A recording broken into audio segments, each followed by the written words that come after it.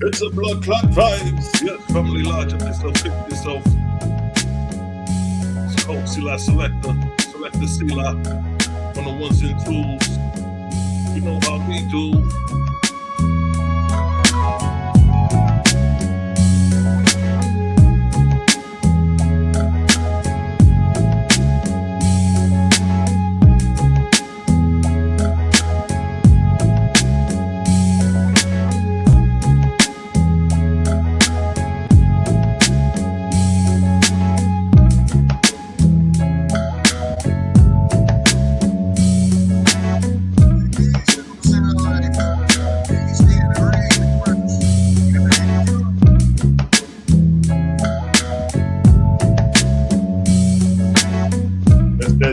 Jackson, nigga. Yeah, I mean, I know.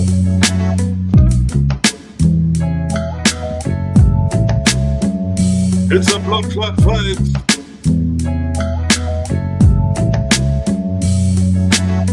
Yes, family, large up yourself, big up yourself. It's the one and only, your hostess with the mostest. Select the Selah Shalom on the ones and twos, yeah. It's a blood clot vibes. Let me put the link in the chat, man, if anybody wants to hop on, you know? If anybody wants to hop on their live, you know, they might hop on. You dig? Just vibing right now, you know? Play that beat back. Matter of fact, before we get started, you know, you gotta make sure to get motherfucking business. Motherfucking business. Run the rhythm. Bittersweet herbals. What it tastes is bitter, but the results are sweet. Bittersweetherbals.com. Run the rhythm. Bittersweet herbals. What it tastes is bitter, but the results are sweet. Bittersweetherbals.com. Yes, family, make sure to get your bitters. You done know the system in order of job. To purify eye and eye body, you know. Purification of oneself is key in this time. Peace to the righteous gods and goddesses. Chamberlain, I see you. You know what I mean? Big night vibes, you dig? Come on, I try the herbal essence. Open discussion. Anybody want to hop on, you can. You know what I'm saying? No particular topic, we just vibing. Because it's a blood clot vibes. I was over here jamming some slow jams and shit, you know what I mean?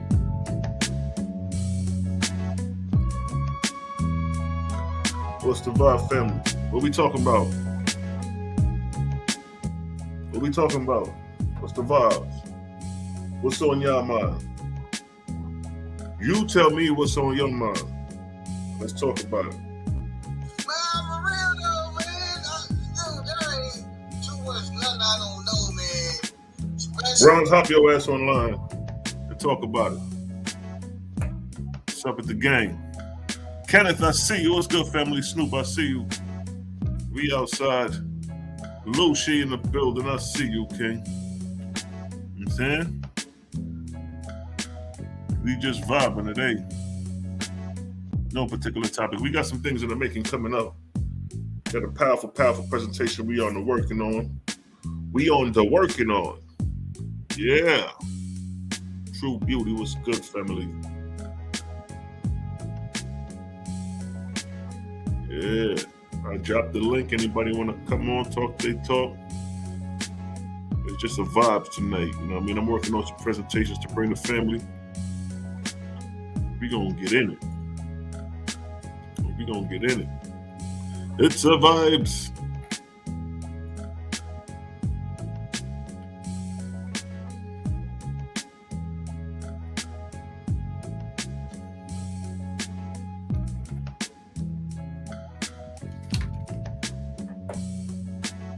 You organize I and myself right there. Dig.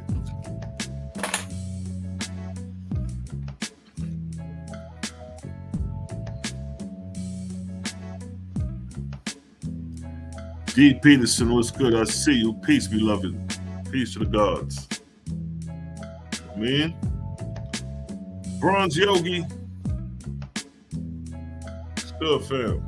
Lucy in the building. Yeah, we just vibing out, fam. You know what I'm saying? You know what I mean?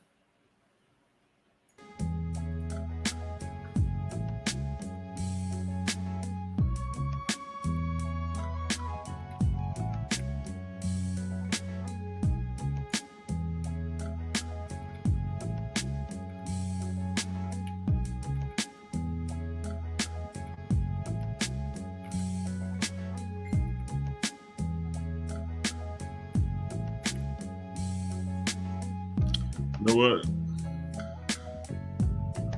I ain't got nothing going on. I'm gonna go with that first round. I'm gonna go with that first round. That first round. Dealing with the cosmology and prophecy. I'm gonna go over that. Cause I was running through it in the debate. I ain't got nothing going on. I'm gonna just slow that down. We can talk about it. Let's talk about it. How I'm sounding, family? How I'm sounding? Give me a 1 in the chat if I'm sounding clear. My mic sounds nice. Check 1. You know, 1 in the chat. I mic sounding good. Yeah.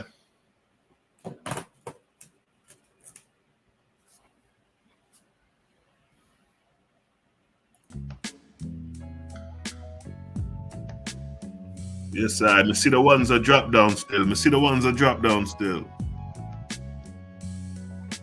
Victoria Vaughn, where's it? Peace to the righteous. Peace to the righteous still, you know. All right, let me get this straight up.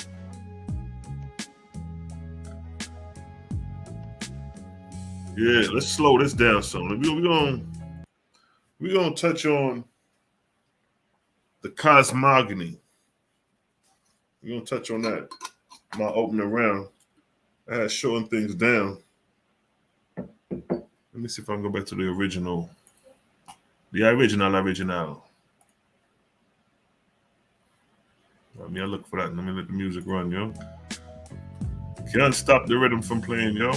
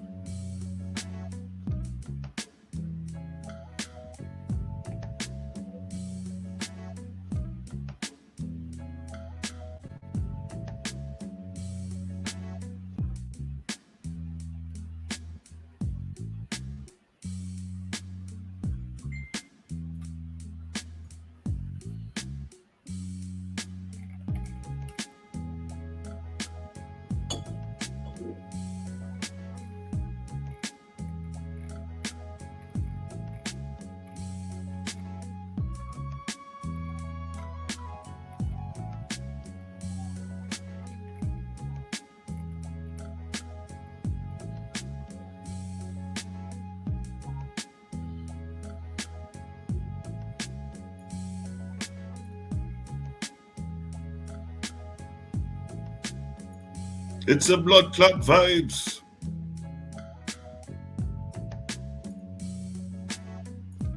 Where we at with it? Let me present my screen.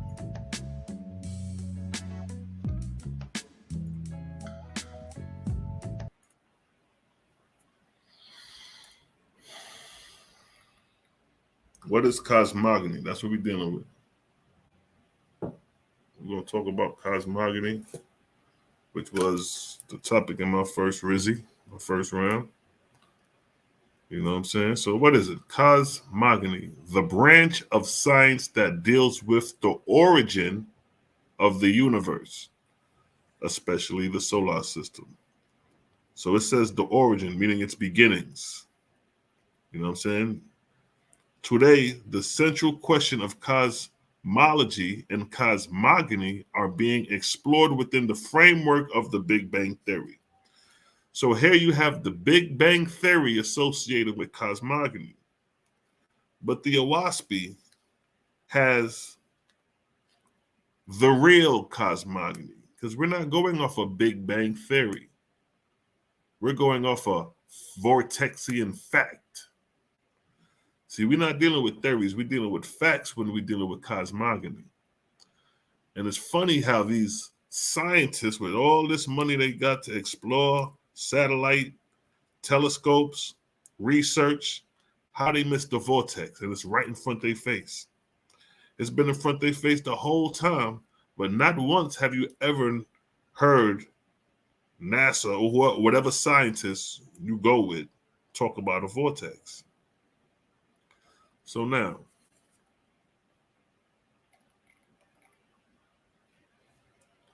how was Jehovah described in the Owaspi Bible? Right? That's what I brought out. This is my 10-minute presentation. This is my other presentation that I wrote originally I had to trim it down. So they go the same question. I kind of piggyback with both pages. Whatever I missed, I'll catch it. Who is Jehovah? How is Jehovah described in the Owaspi Bible? Matter of fact, I'll read it from here.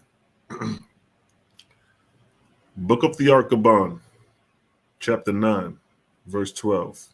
Who is Jehovah? Verse 13. The ever-present. He fills all place and space. What does the word ever-present mean? Used to describe something that is always there. So the Owaspi is describing Jehovah as something that is always there, as something that is ever-present, as something that fills all space and all time.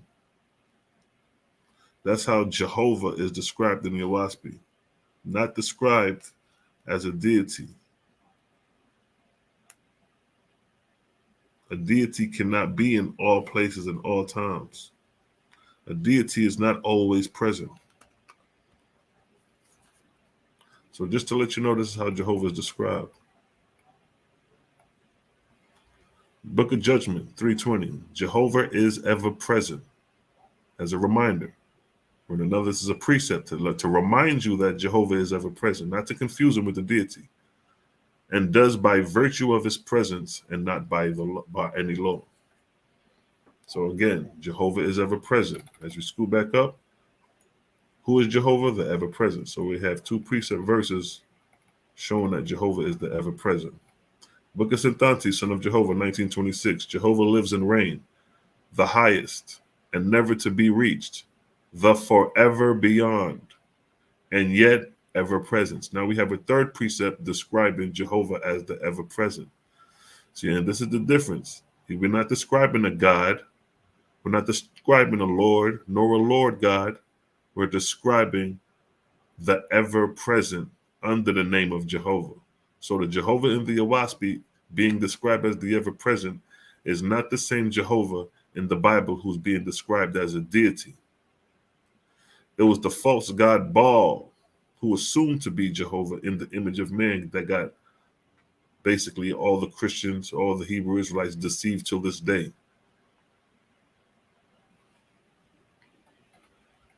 Book of the Arkaban, chapter 9:18. How can Jehovah answer you? Does he have lips and a tongue and a mouth? Now, if he was a deity, he will definitely have a lips. He'll definitely have a tongue and a mouth if Jehovah was a deity. Verse 19. Jehovah is the soul of all things. He speaks to soul. His voice has had many names. By the heathen and adulterers, he is called conscience.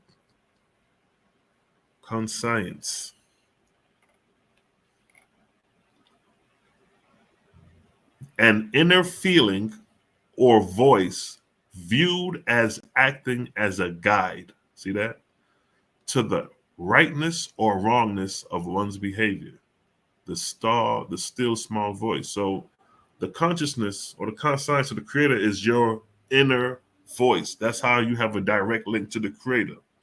If you at the house chilling and a voice say your homie call you like, yo, let's go to the club, and that inner voice tells you to stay home, that's the creator talking directly to your soul. But you want to write it off as something else. You want to say that's yourself talking to yourself. That's how the creator talks through you. That's how the guardian angels talk to you. That's how the ancestors talk to you, directly to your soul. That still small voice. Book of the Archabon 4:23. Behold, I am the ever present. Now we have a fourth precept. And not in the image of a man, but I am the all space and place, doing my will through my angels and through the souls of men. That's how you're connected to the Creator, through the soul. Be steadfast in righteous works and love toward one another.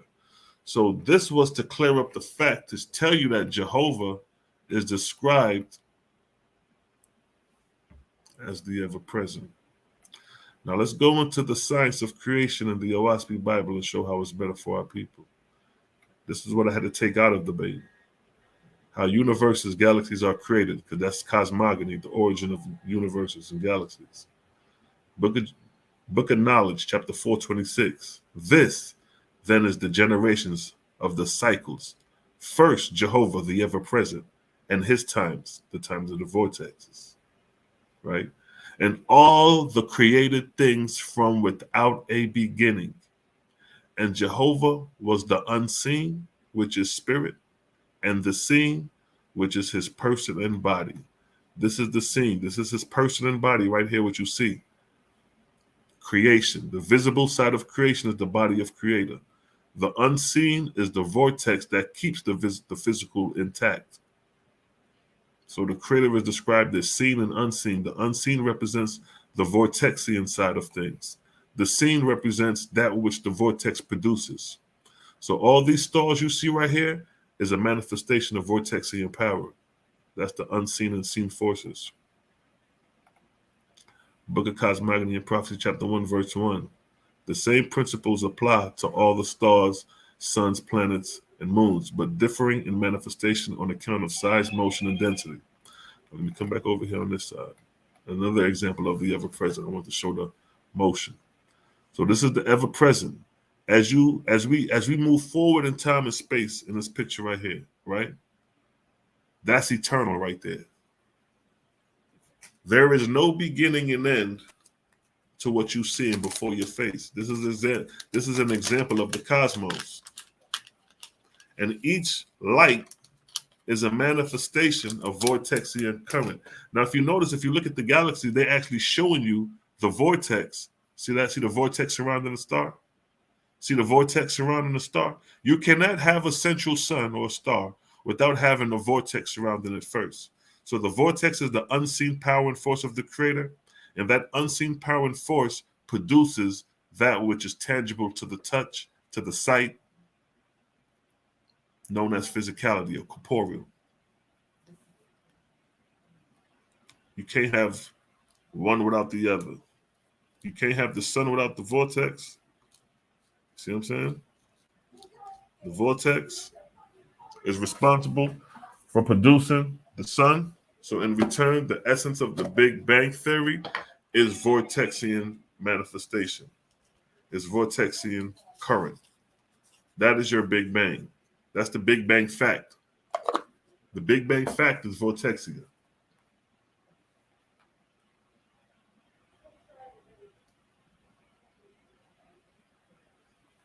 So that's just an example of space-time continuum. That's the example of the essence of the Creator.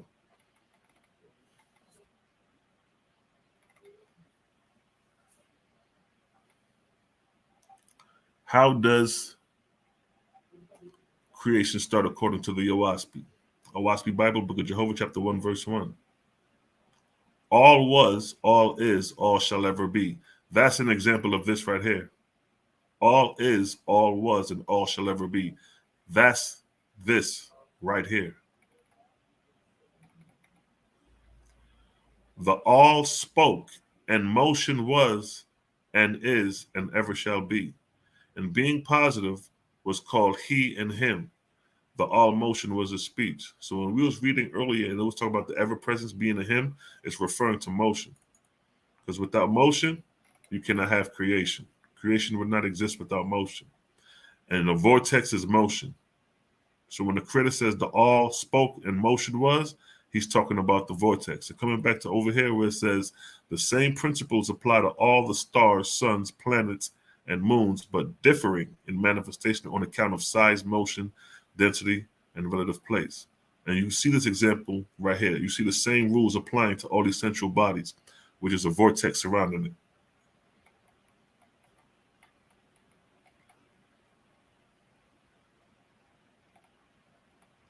Now, let's see. Now, first, these are the periodic table of elements. This is the physical and spiritual, or the seen and unseen makeup of creation. The ingredients to creation. Periodic table of elements. That's your hydrogen, your oxygen, calcium, iron. All this is what composes in creation. Book of Jehovah, chapter 6, verse 5. Observe, O man, as a farmer sows corn in one place, wheat in another, and flax yet in another, everything in a separate place. Even so does Jehovah, the ever-present, store the ingredients of which worlds are made, everything in its place. The substance of iron in one place, the substance of stones in one place, in another, the substance of vegetable kingdom in another, and likewise for the substance of the animal kingdom. And the oils, sand, for he has places in the firmament of heaven for all of them. These that you saw are the Jaya, the Aja, and the Nebula, and amidst them in the place there is Simu also. So this is just description and a explanation of how creation in the cosmos has ingredients to creation. So you may have a little bit of, and all this is in the form of gas, dust, vapor.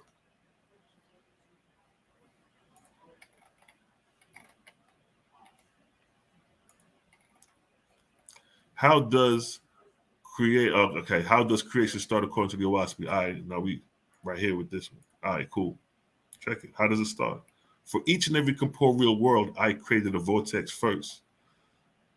Right there. That one line alone is a body blow to all religious texts. Because no religious text talk about a vortex. For each and every corporeal world, I created a vortex first. Now coming back to here, again, like I say, what do you see? When you look at these spiraling galaxies, you see a vortex first. See the vortex? See the vortex? See the vortex in the central sun? What Jaja say? For each and every corporeal world, I created a vortex first. And by its rotation, and from the place in the firmament where it travels, I caused the vortex to conceive the corporeal worlds. I caused the vortex to conceive the corporeal world. The corporeal world will be the central sun, the central body. Keep in mind, sun, moon, and stars all fall under the same rule. Precept. The same principles apply to all the stars, suns, the moon. Now, what is one thing common in all these pictures? They all have a vortex surrounding a central sun. See that? So the Big Bang is really the vortex. That's the Big Bang facts. We're not dealing with theories. We're dealing with facts. These are objective facts we're showing you right here.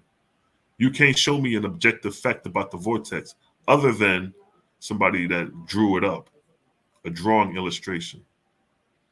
But this is real time. Vortexia. Here's an example of it in space-time continuum. Even in this illustration of the animation, they knew to put the vortex around these central bodies. The same you see here. What is a vortex?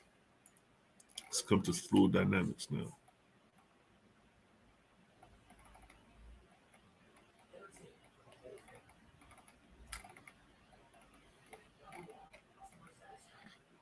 What is a vortex? In fluid dynamics, a vortex is a region in a fluid in which the flow revolves around an axis line, which may be straight or curved. There's the source, the link. Fluid dynamics. In physics, physical chemistry, and engineering, fluid dynamics is a subdiscipline of fluid mechanics that describes the flow of fluids, liquids, and gases. See that? Fluid, liquids, and gases. One universal order. And here is an example of that. On the left, you have an example of a vortex. In the center right here, you have an example of a helium cell, where you have the nucleus, the protons, the neutrons, and then you have the electrons surrounding the atom. The same way you see here in this vortex. See the -2 electrons surrounding it. And then when we look at the solar system, you see the same thing. A central sun surrounded by planets.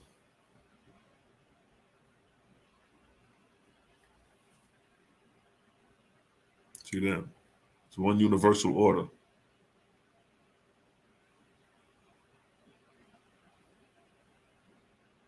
One universal order.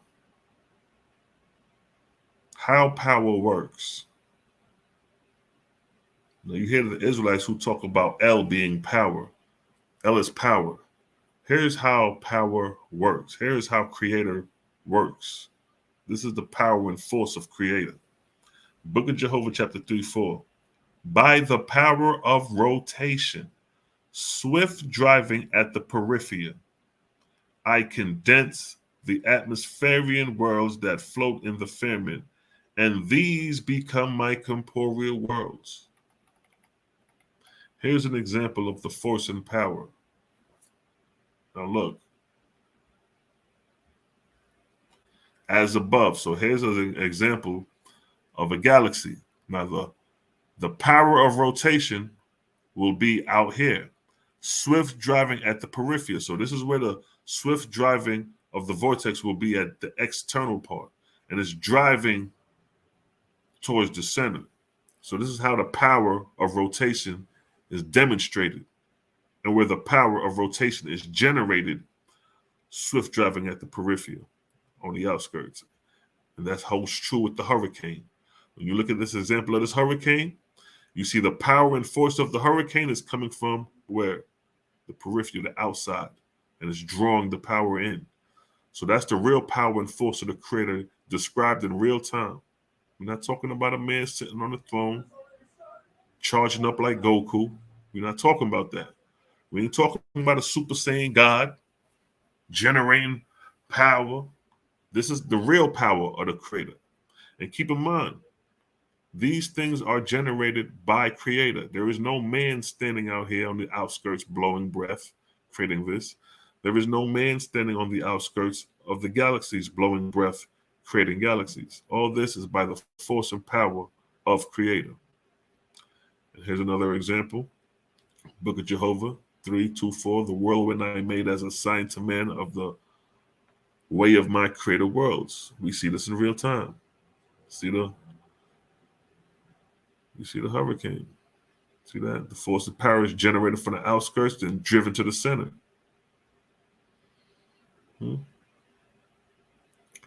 As you see the power of the whirlwind gathering up the dust of the earth and driving it together, know that likewise I bring together the Jaya, the Aja, and the Nebula in the firmament of heaven.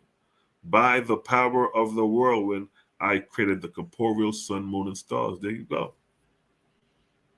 The Owaspy is giving you an objective example from nature and cosmology to show you how Creator creates world and the force and power that is used to create worlds.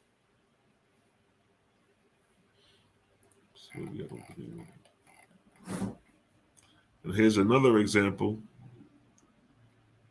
The positive and negative force of Creator. Book of Jehovah 1:1, the all spoke, motion was, is, and never shall be. Being positive was called he and him, the all motion was a speech. Now notice it says being positive. What does the positive mean? It's the positive charge of Creator.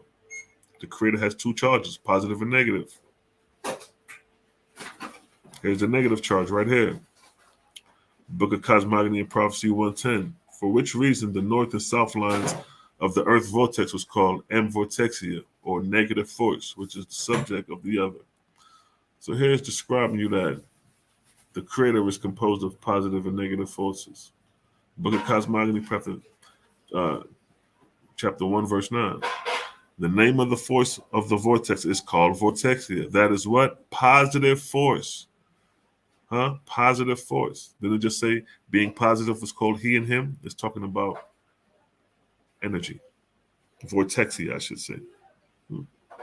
Because it arbitrary and exerts east and west. As in the case of a wheel, on its axis, its force will be at right angles with its axis at the extreme center, which will be no force. See that? See that?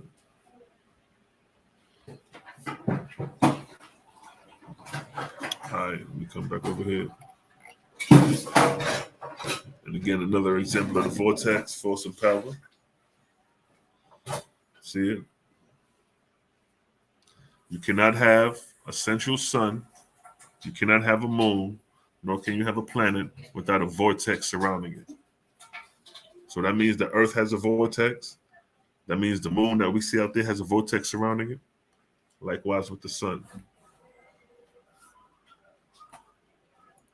Y'all still with me? All right, bang. Bang. Give me a 1 in the chat if y'all getting this understanding. We're going to continue on. Take a quick little break, Quick little drink break, Give me a 1 in the chat if you get this understanding. We get a drink.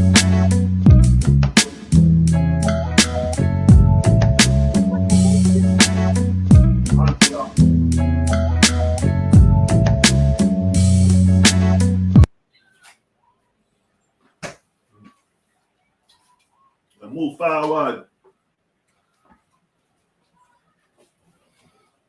We giving you the real cosmogony and prophecy. You feel me? You feel me? I see them ones rolling in. I see them ones rolling in. Yes, family, we're going to get back to it. We're about to go into the part. So right there was basically a breakdown of the vortex. And the vortex is responsible for creating central suns, which in return would be solar systems, which would be the definition of cosmogony, the origin of the universe. A solar system is a universe. That's one central solar system. You have multiverses. You know what I mean? You have multiverse. A universe just means one galaxy, one vortex. There's numerous of vortices or numerous of universes, multiverses in creation. And numerous, you can't even put a number on it. So what we just showed you is basically how galaxies are created. This is the real Big Bang facts. What I just demonstrated was facts. I showed you verses from the Owaspy that was backed up by objective observation, because you could observe a hurricane and see the motion of vortex. You could observe a whirlwind. That's why Jehovah said, I gave you the whirlwind as a sign of the way of my created worlds. So you could observe, like, this is objective. I'm not trying to get you to believe.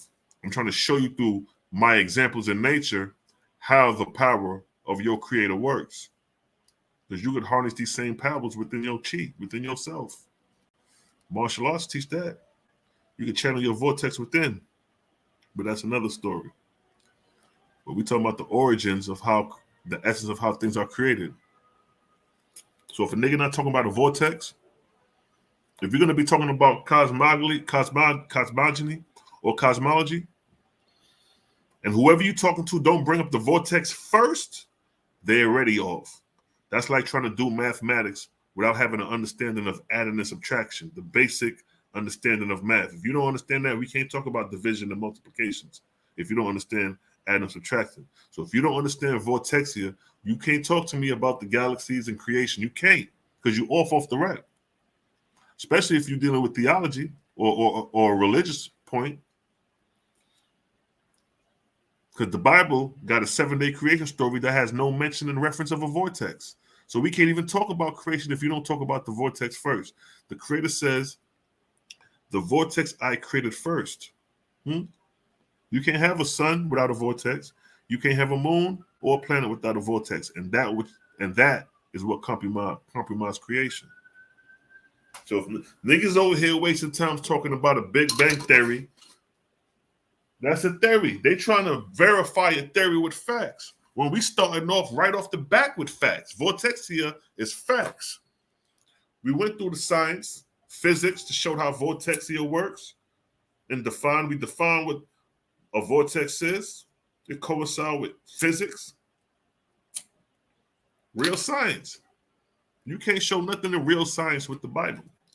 And I ain't taking no shot at the Bible right now because I'm really, you know what I mean, going in on the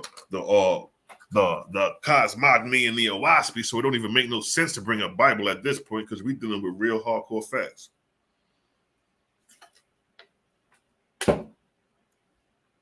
Niggas that see the facts and still deny the truth. So let's get back into it. Where we at? Jamia, what's good, sis?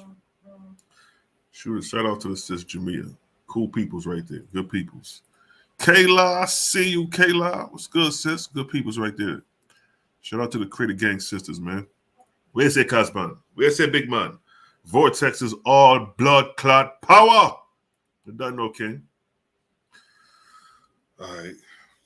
Let me get back to it. Where we at with it? Let me share my screen. I don't want to make that mistake again. All right, so now we're going into the creation of the sun. Let me read that one more time right here. In the midst of the vortices, meaning in the middle, right here, in the middle of the vortices, I made them, meaning what? The central sun, moon, stars. And by the power of the vortices, I turn them on their axis. The power of the vortices, boom. Power of the vortex, turn them on their axis. And carry them in the orbits I alluded to them. Wider than to the moons of a planet, I have created the vortices. And they carry the moons also. So the moon, our Earth moon, is in the Earth's vortex. That's the only reason why the moon is going around in circles is because of the vortex. Just like I described here, let me come back up. Just like I showed here, this is fluid. This is physics. This is physical chemistry and engineering follows the same rule right here. So this ain't no made up shit, right? The vortex is responsible for producing sun, moon, and stars, and every planet is subjected to a vortex. So we're not making this shit up. Fluid dynamics backs this.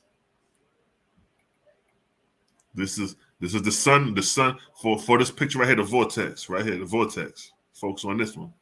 Right here would be the sun. These would be the planets. See that? Now, even with this, say this is the planet. It's supposed to be a vortex around here. See that? But just to show the motion. Now let's come to the cell. We see the same thing. Right here, where the proton and the neutron would be, that's where the sun would be. And surrounding the sun would be the planets. And as you come to the solar system in real time, you have the central sun, and then you have the surrounding planets. One universal order. Right? Scroll down. Creation of the sun. Book of Jehovah 3:7. To make the sun, I created a great vortex. Within this vortex and subject to it, I made the vortices of many of the corporeal worlds. The sun's vortex I caused to rotate. And I gave it power to carry other vortices within it. According to their density position, they are thus carried forth around the sun. See that? Around the sun. Just like we showed of the vortex example, just like we showed of the atom. Those are our references and our sources to back the fact that we have a central sun and surrounding planets subjected to it. See that?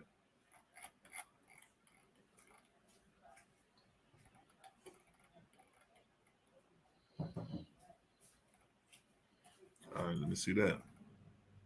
All right, so I had to clip this.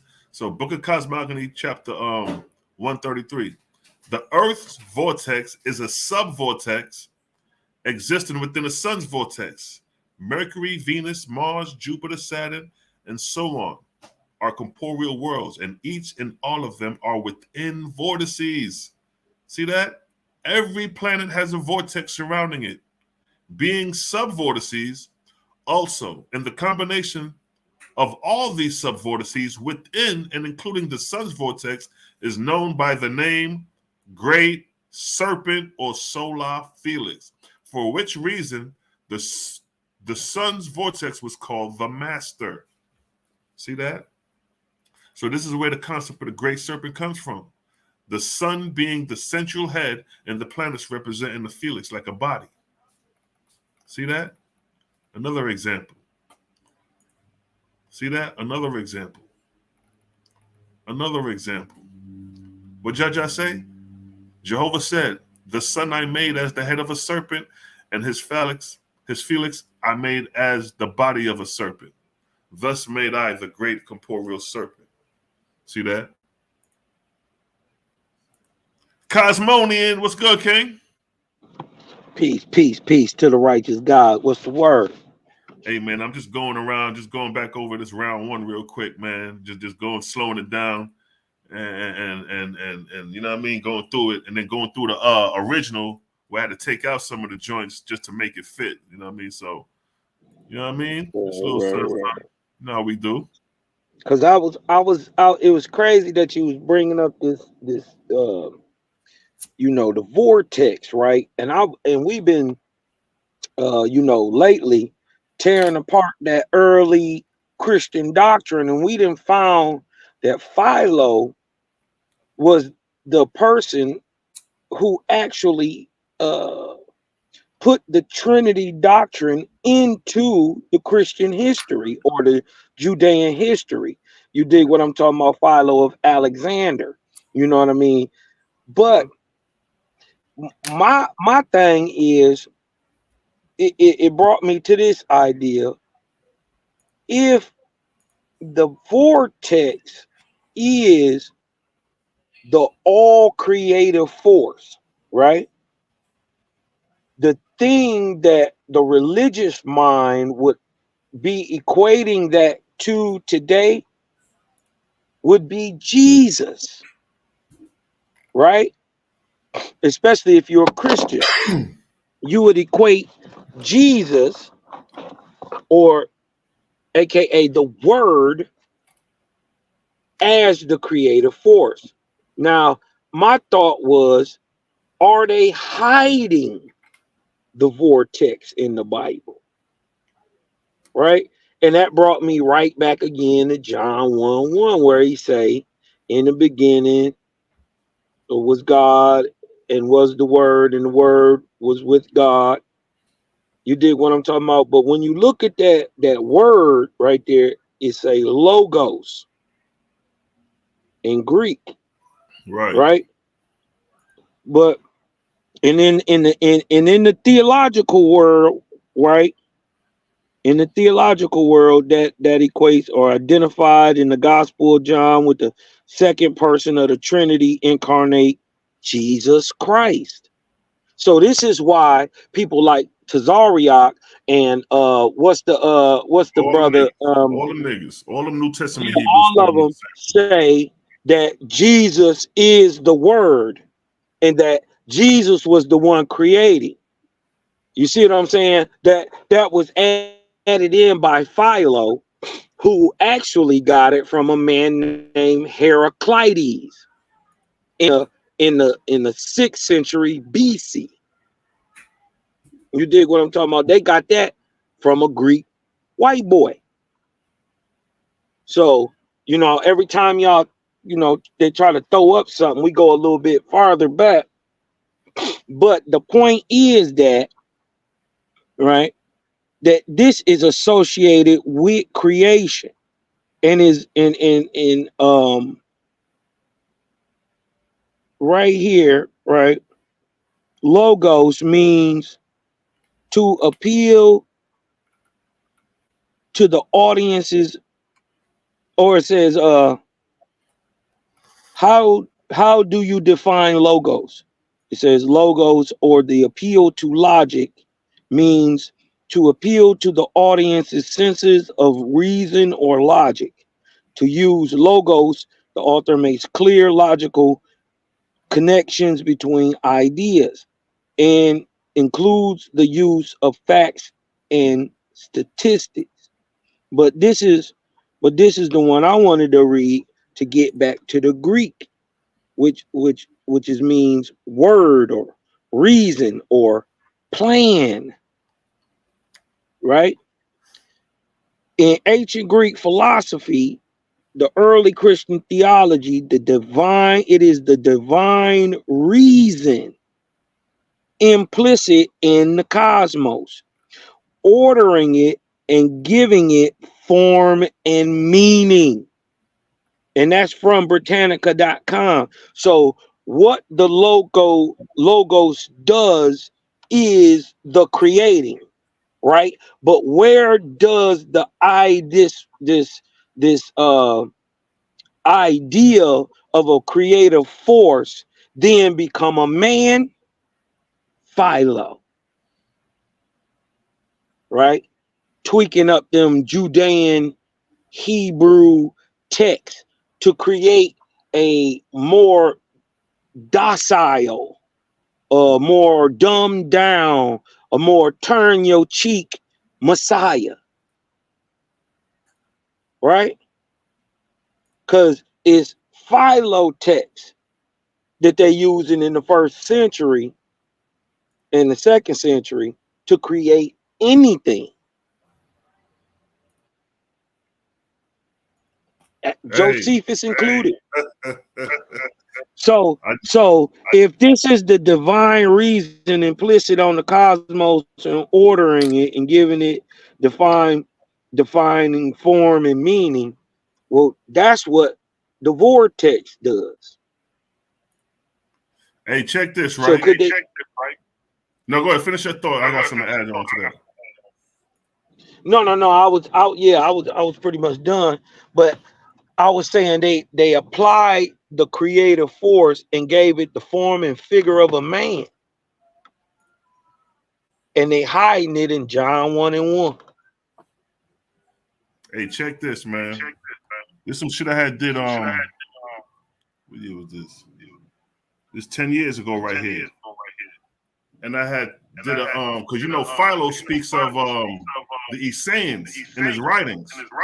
Uh-huh. So I found the video where I touched on that shit. Let me he describes the Essaying exactly how Owaspi describes it. Called Filio Judaeus, who gives an eyewitness account of the Essayans and their lifestyle. And it coincides with what Owaspi states about the Essayans. Hear what Filio states about the Essayans in his works called Embassy to Gaius, where it states, our Lord give. All right, let me pause. Embassy to Gaius in his writings is where he's describing how the Essayans live. And look what he said. Moses trained in community living thousands of disciples called Essayans, probably because of their holiness. They lived in large societies located in many Judean cities and villages. Their organizations is not based on family kinship in which a man has no choice, but on zeal for virtue and love of all men. They enjoy the only genuine liberty, as is proven by their way of life. None of them is striving to get possession of any private property or anything to get rich by, for everything is put into the common pool which supplies wants of all alike. Dwelling together in one place, they therefore study together and eat together and associate with one another, expanding all their energy for the common good. There is divisions of labor, different men to different kinds of works. But whatever may be their works, they do it with vigor, patience, and good cheer, never excusing themselves from labor on account of cold, heat, or changes of weather. They are at work before sunrise, and after the sun has set, considering their work to be the best sort of gymnastic exercise, pleasant and of more advantage than mere athletics. If any man fall sick, Whatever medical treatment or resources are available are devoted to his cure, and his care and recovery are the concerns of the whole community. Old men, though they be childless, are thus assured of happiness and tender care in their old age, just as if they were the fathers of children, both numerous and affectionate. Even more, they are honored and cared for from the free goodwill of the many, rather than from the bounded duty of blood relatives. So this is the Essene. So inviolable then is the Essene way of life, that not only private citizens, but also mighty kings are filled with amazement and admiration at them, and have honored the fraternity by lavishing praise and honor upon these respective and venerated men. So this is so here is an eyewitness account of the Essenes by Filio Judaeus. Now here's what Owaspi has to say about the Essenes in the book of. So that was some shit I did 10 years ago when I pulled up this nigga Philo. I said Filio Philo work where he was a first-hand account, and he gave his description of what the Essenes lifestyle was like, and it coincided with the Owaspi, which is interesting enough. You know what I'm saying? Yeah, man. So Yeah. it's like yo. And now coming back to what you were saying, now we back on these first century Jews dealing with these Flavians and all that. You know what I mean? So their creation story, all that shit has been modified from the Babylonians to the Hebrews, now to these Flavians, through the Ptolemaic first. You know what I mean? Yo, when we do that from the Ptolemy to the Constantine presentation for the people, they're gonna go crazy on that. Yeah, look, when they start really starting to perceive the Mithridaic understanding applied to Christianity, that there was already in Rome a God who was died and crucified and came back prior to Jesus. You dig what I'm talking about? That was just applied later to the Hebrew doctrine. They had already made Caesar God. You know what I mean? So when they talk, right? So when they start to see the Mithridaic ties, that gets you all the way into Persia. How is that added into the text?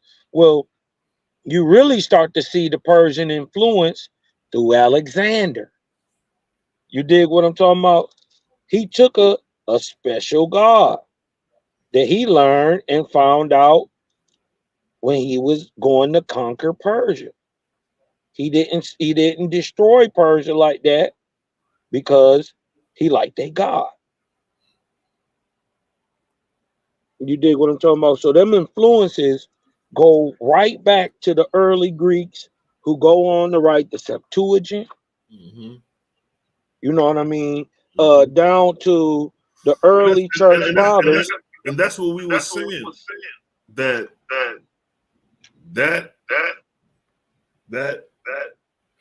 Ptolemaic lineage is the root of the Flavians. Mm-hmm. That's what we've been talking about the last 2 days. Me, you, and my thing is, he used a certain people, so that makes sense, right? That makes sense. But the next connection, because we know Luamang used Alexander, right? Luamang uses Alexander. But there is a line of light that begins and starts with Ezra in Babylon.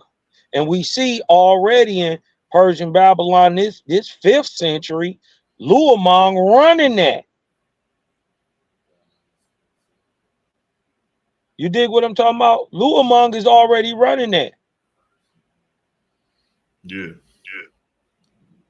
So them ideas would have came in fresh right there. They was right there. My thing is, I believe Luamang used one line of people descending from his earliest scribe or a person that he knew had the ability of Suis.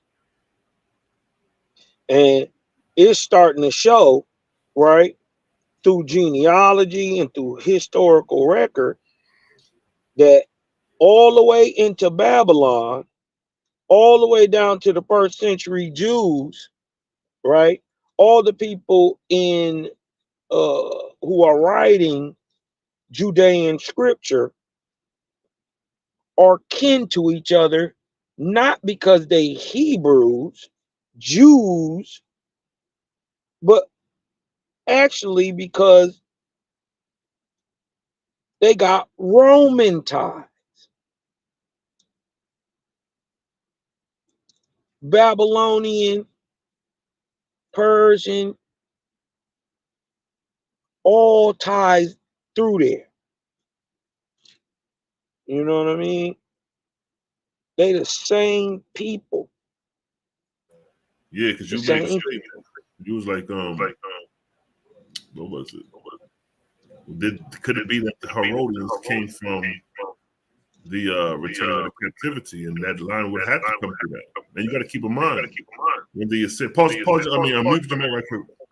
When the Assyrians and the Babylonians, when the Israelites went into a captivity under the Assyrians and the Babylonians, don't think them niggas ain't mixed the gene pool up in there as well. The same way when it was in Egypt, they mixed the gene pool. So the gene pool was mixed with the Assyrians and Babylonians. So that's why Nehemiah had to separate the lineage, those who was mixed up. But nonetheless, them niggas was still in the land.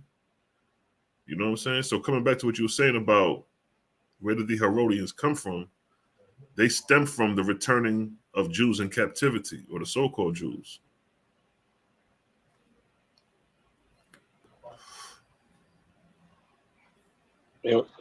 But remember, they may even be Hittites. Just because they all up in Turkey. Yeah, because there was a lot of mixing going on even prior to that. Yeah. You know what I mean? So, yeah, bro. This stuff is deep. This stuff is deep. We on their heads with this shit, bro. Yeah, man. And it still blows my mind every day. Every day I go in OWASP and just get to looking at, and then y'all don't make it no better, because every day I'm getting taught something new. Yeah, we teach each other. You know how we do. Each one teach one. Nigga, when you was talking about the Negroes in Persia, when I seen that link and shared in the chat, I was like, nigga, that's the shit you've been talking about. But you got to validate that shit for niggas. Yeah. And then they don't actually know where Persia even is. They think it's this, they just think it's Iran for the most part. You know what I mean? They don't know it run all the way to is the land between the Zagros and the Himalayas. Mm-hmm. All your Iran, your Pakistans, your Uzbekistans, right. On the borderline, all that land, the so-called land of the goats. You know what? That's crazy, because pre-Persia, that would have been considered all Shem. All of it. So that really means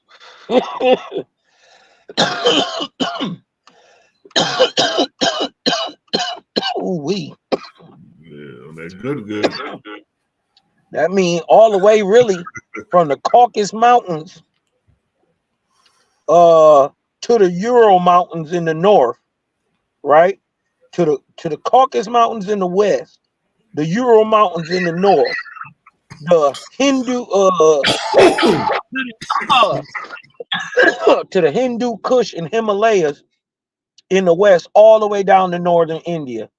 All last Shem also. All that area is Shem, along with modern day India and Nepal and Tibet, all the way east, including Myanmar, Laos, all that stuff, all the way going back east, all the way down to Australia. The Philippines, all where the Negritos are, Southeast Asian islands, all motherfucking, all the way up along. Peace. This your host, Selah Shalom. And this is a Cosmon teaching. Go ahead, my bad. All the way the southern part of Asia. Now you can tell where the land masses are. Yafet is China and Russia. Now everywhere a landmass touches, right, it creates a mountain range. So there is a mountain range that separates Southeast Asia from northern China. Right? That's how the borderlines was measured in them times. Mountains and rivers. Yep. And then it runs up, then it turns north into the Himalayas. And you can tell, and then it goes west back to the Urals, to the Caucasus, and up north into Russia. Right? That's all mountain. Everywhere we just named. All that's Yafet. But the Southeast Islands, that big ass landmass that would include Vietnam and Laos and Myanmar and all that. You dig what I'm talking about? All the way to India, all the way up into Iran and really to the Dead Sea in the Caucasus. All back to the Urals in the north, all that Shem.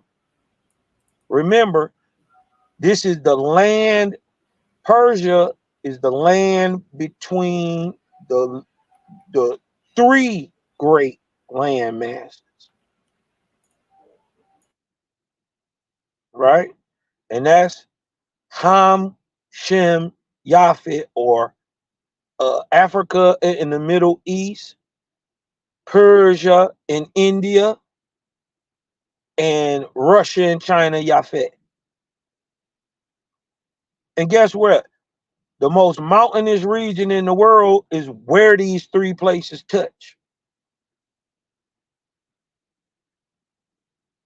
That just makes sense. If there are three continents that are smashed into each other, where they meet at will be the most mountainous place in the world.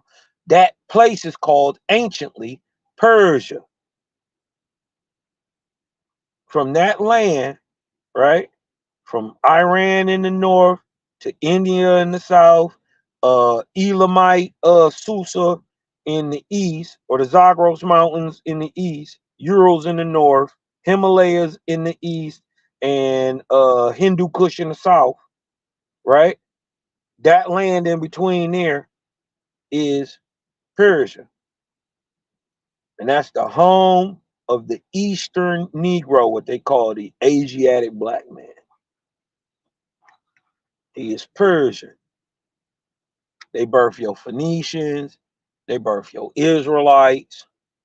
They birth your Zoroastrians. You know what I mean? They give birth to all the Negroes of the East. Not the Africans, the other Negroes.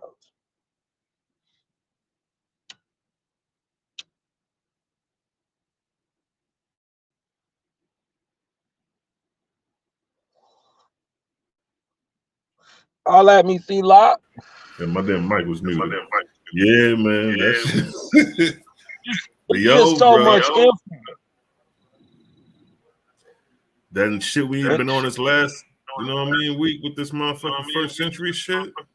Yo. So for these niggas. And it's gonna be it's really over with. You dig what I'm talking about? If you trying to hold on to the last vestiges of this doctrine, I would just say this: take the best of the best up out of it. You dig what I'm talking about? Live up to that. You dig what I'm talking about? But you're gonna find out that you need more. There has to be more. You dig what I'm talking about? And once you get to a place where you okay with admitting that. You dig what I'm talking about? And that you truly on the search for more, man. A wasp be gonna blow your mind. Goddamn right, Joe. You know what I mean? Gonna blow your mind. False gods, man. That nigga Lou among working, boy. That nigga working through them flake. He working through them Ptolemy. First through Ezra, like you say. You know what I'm saying? Yeah. From Ezra. You know what I mean? But then through the Macedonians, you dig what I'm talking about? Because you gotta get Caesar, Philip. You dig what I'm talking about? He would have also, would it have been, this is what I would like to know. Was it Christ inspiring Cyrus, or was it Paul inspiring Cyrus? We talking when was Cyrus? Okay. Okay. So we're talking like 5th, 4th century BC.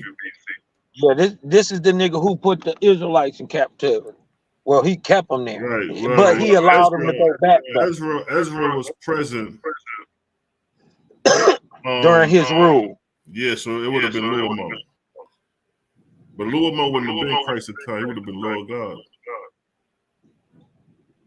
Right, but what would he have been praised up under? Because remember, till the time of Artaxerxes, from Darius all the way to Nebuchadnezzar, they praise Marduk as Ahura Mazda. That encompasses all Babylonian captivity. But prior to Baal, I mean not Baal, what's his name? Prior to the captivity, Ashtaroth was running over there. She had Mesopotamia a lot, because he had Mesopotamia was under Ashtoreth, Baal was under Canaan, and Osiris was over Egypt. Pre-captivity, so we're talking like 7th, 8th, 9th century coming back.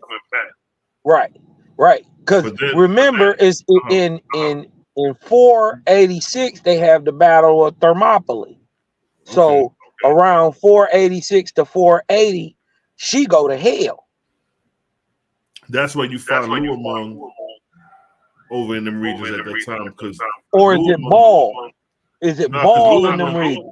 It's Luamon, because Luamon, when you read Second Esdras, Ezra is still in Babylon when he got that revelation. Facts. That's crazy. So Ezra found his ass in goddamn Babylon. Well, the next nigga he talked to, besides Ezra, of that line that's in Babylon, ain't that Nehemiah? Yeah. Well, that's Luamon. Okay, what I'm trying to do is trace the line at least to Philip and Alexander, because we know he picked up. That's that. All right. So right here, to trace them, is to trace this, because I just traced it while we was talking. It's funny you say that. So the root of what you just said with the Alexander, that come out of let me show my screen real quick. Quick fast. So you see what I'm saying, though, right? Yeah, we tracing that whole lineage. Right. So I just traced the lineage right here. But that's what I put, like, when you look right here, the reign unknown. So he's considered the first king right here, king of Macedonia. And this is the line of Alexander the Great, and this is the line of the Ptolemies. Carnos was the first king of the ancient kingdom of Macedonia, according to late traditions. According to Herodotus, however, the first king was Perdiccas I. Carnos is first reported by Theopompus and is the mythical founder of the Argead dynasty or whatever. And here's a relic of his coin right here, and it's pre-500 BC. And then when you start clicking the successors, it'll just start bringing you down the line, the chain. You know what I'm saying? Start bringing you down. You just keep hitting the successors. And that's what he was referencing, considered maybe the first king. Perdiccas first was king of the kingdom of Macedonia. by allowing 30 years of the span of the average generation from the beginning of whatever. But now, nonetheless, these niggas is Macedonians, man. For the most part. That's crazy. This is the root of the Ptolemies. So wait a minute. They would have been coming shit directly out of Babylon. Nah, they over here in Macedonia. What I'm saying that's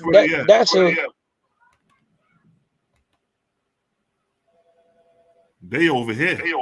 Oh no, wait a minute. That's the Alexandrian line. Yeah, that's what I'm saying. Exactly. Oh, after Alexandria comes Ptolemy. Oh, it's going to be my side of the presentation when we do that presentation on the Ptolemy to the Constantine. You're going to be dealing with Constantine. Oh yeah, I'm gonna work Constantine out. I listen, niggas ain't, because really Constantine ain't the nigga you really need to be looking at. No, you're gonna be doing I think the nigga that we really kind of need to pay attention to is Diocletian.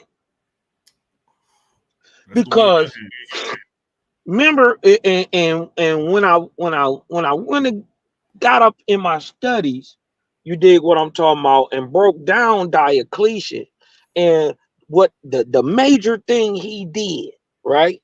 The one thing he known for is he split the Roman kingdom in two, into East and West. Now, instantly, that drew my mind back to the Bible when it said, during the time of Peleg is when the earth was split. That instantly reminded me back and made me think, is there a correlation? And it would have to be, right?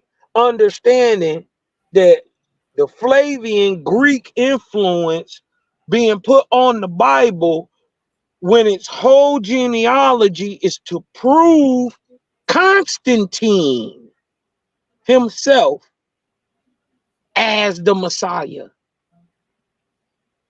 So that gives it every impetus to do it. Right?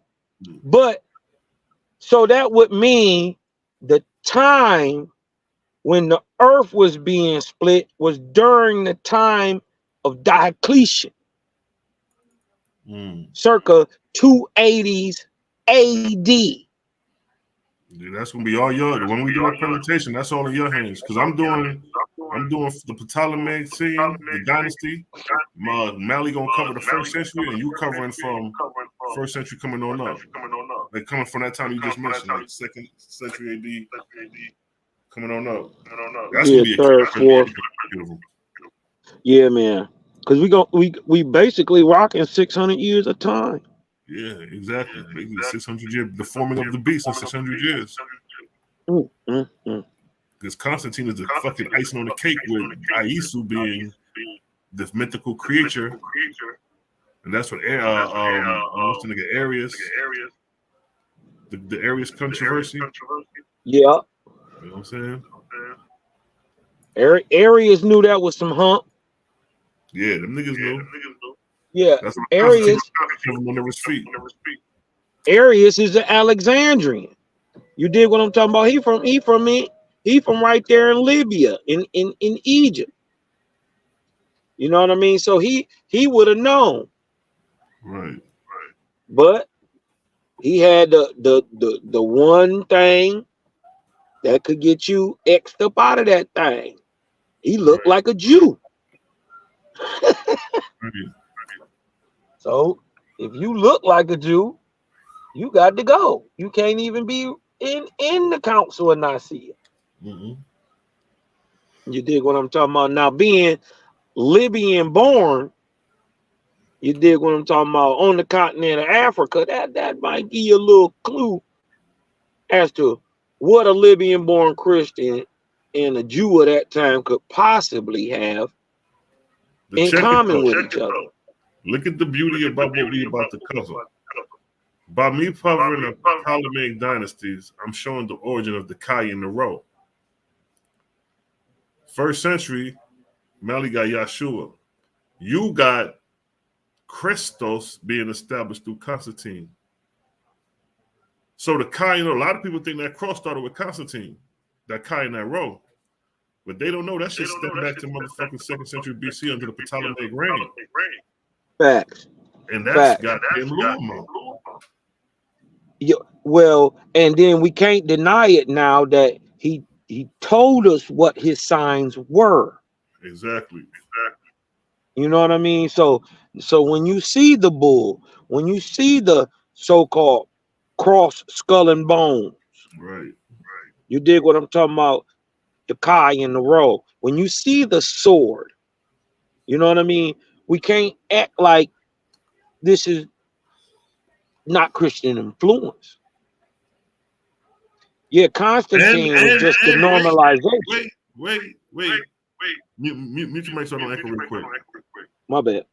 No, you good. It's all good. Check it though. The Ptolemies is who can't, is under the Kai and that Ro, and they under the translation of the Septuagint. But look though, you was talking about lineage. Luamon is using the Macedonians to bring about his revelation. Because from Macedonia, from Alexander to the Ptolemaics, down to the Flavians, because we already established that Caesarion was the last Ptolemaic ruler, and his father was Julius Caesar, which starts the Roman trail. The Roman trail, we see the Flavians under that, and then we see the Flavians all the way up to Constantine. So Constantine had to be a Macedonian.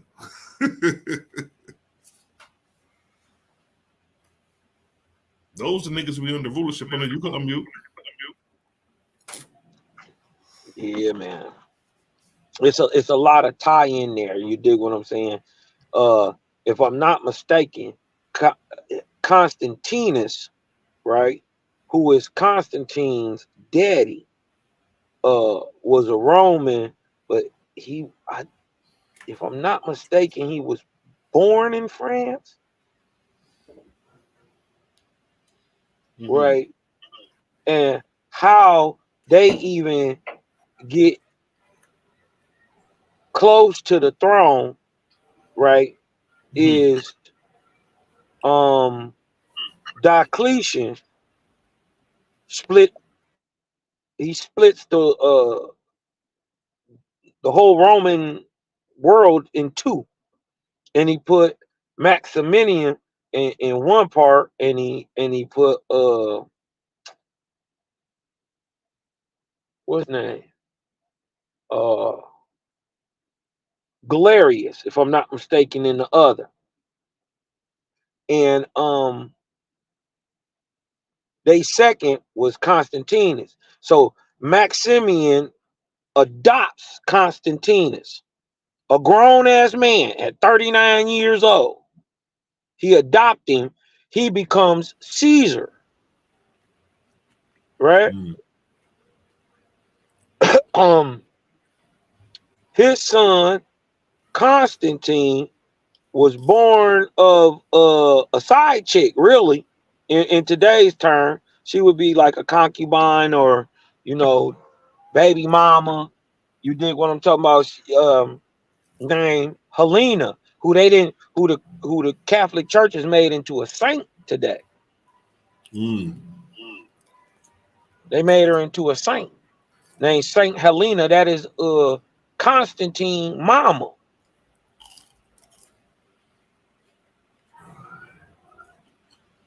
You know what I mean? Mm-hmm. So, and she from England. So it get Mickey and tricky when you dealing with Rome. You dig what I'm talking about? When you're dealing with Rome, but one thing for sure, and did this one thing for sure, you gonna always find a Flavian at the top. Cause guess what? Right. You know, they call him Flavius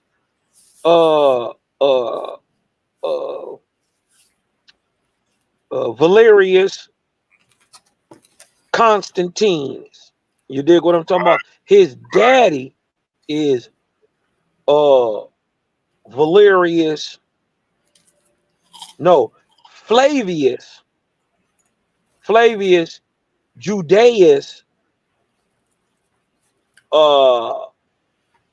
Constantinus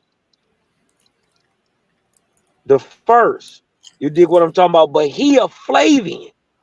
Mm-hmm. So straight down that line, we don't miss a beat. Even after the